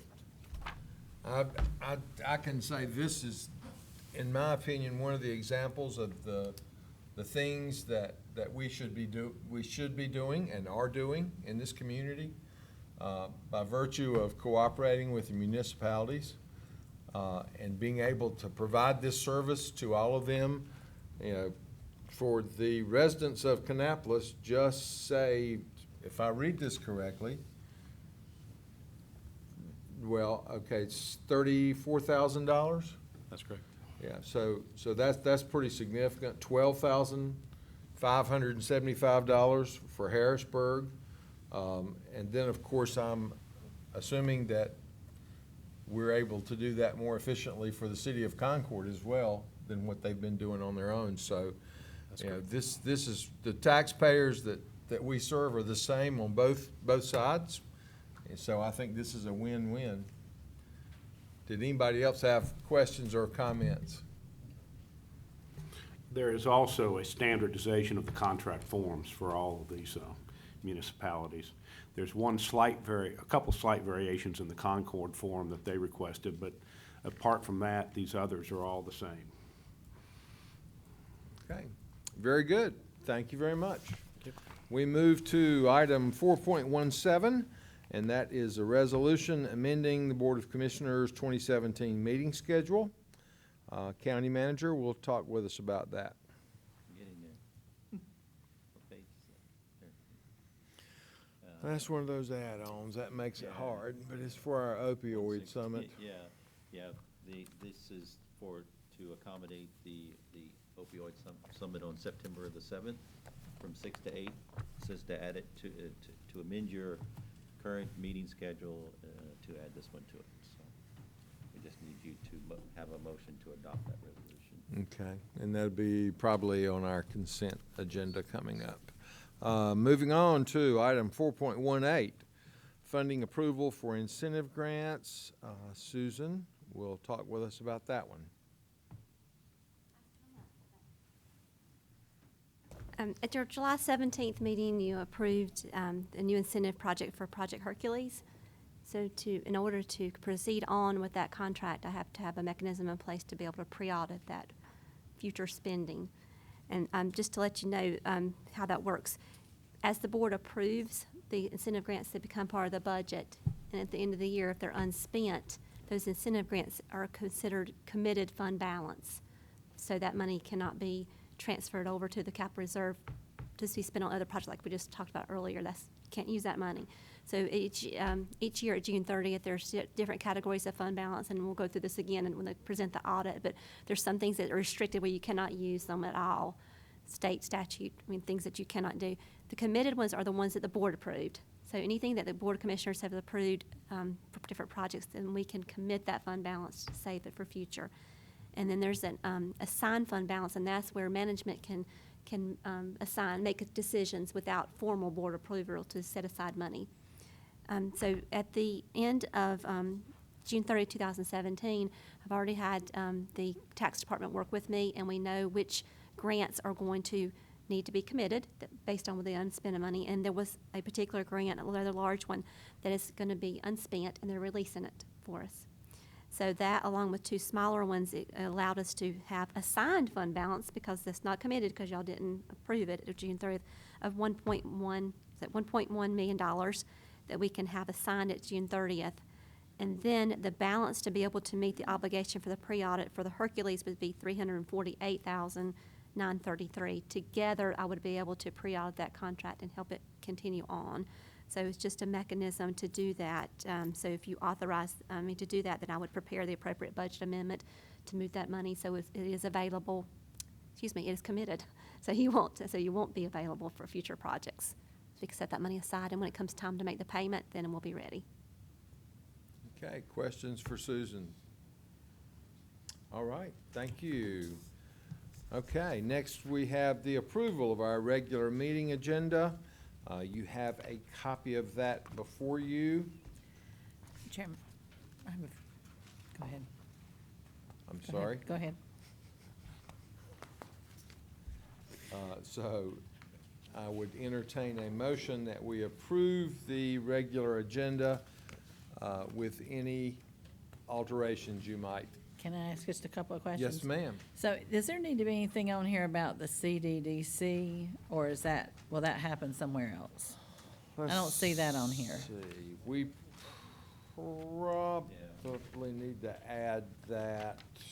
And then does number 5, under the new business, need to be on there? Will we have that active living in parks information by that time to have a discussion?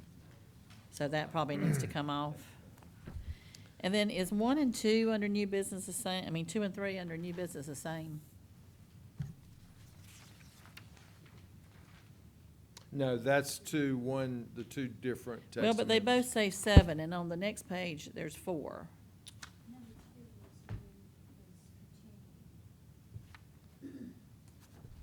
Number 2 was okay, first we've got number 2, proposed text amendments to chapter 7, continued from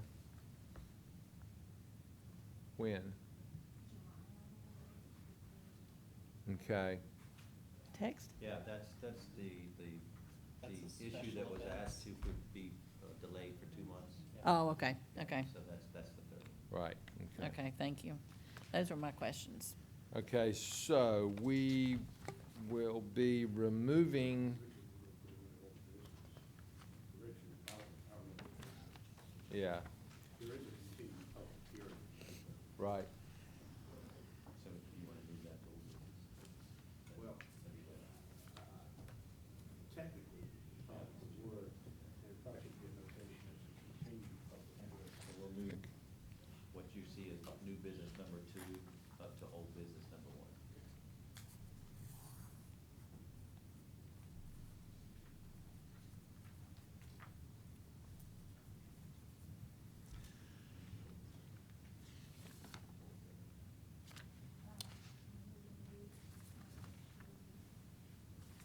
Okay, so we're gonna move G2 to, will now be E1. We're going to eliminate G5, and we're going to add an item to discuss the CDCC appointment. You do have that under your appointments to boards and committees as number 4. Yep. Okay, I missed that, So sorry. we will scratch that. Okay, anything else?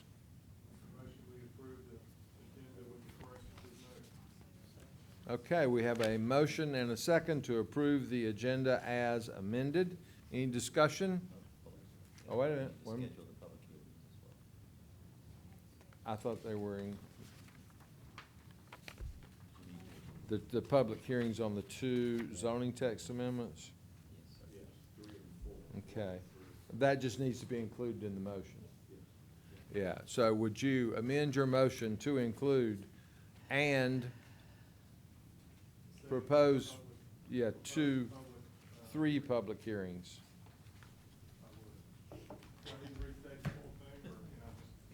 Answer his question.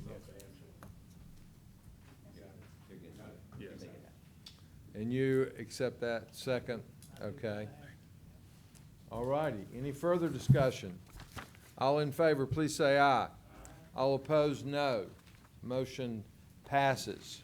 We do have need of a closed session tonight, so at this time I would entertain a motion to go into closed session per North Carolina General Statute 143-318, 11A, 3 and 4 to discuss pending litigation and economic development.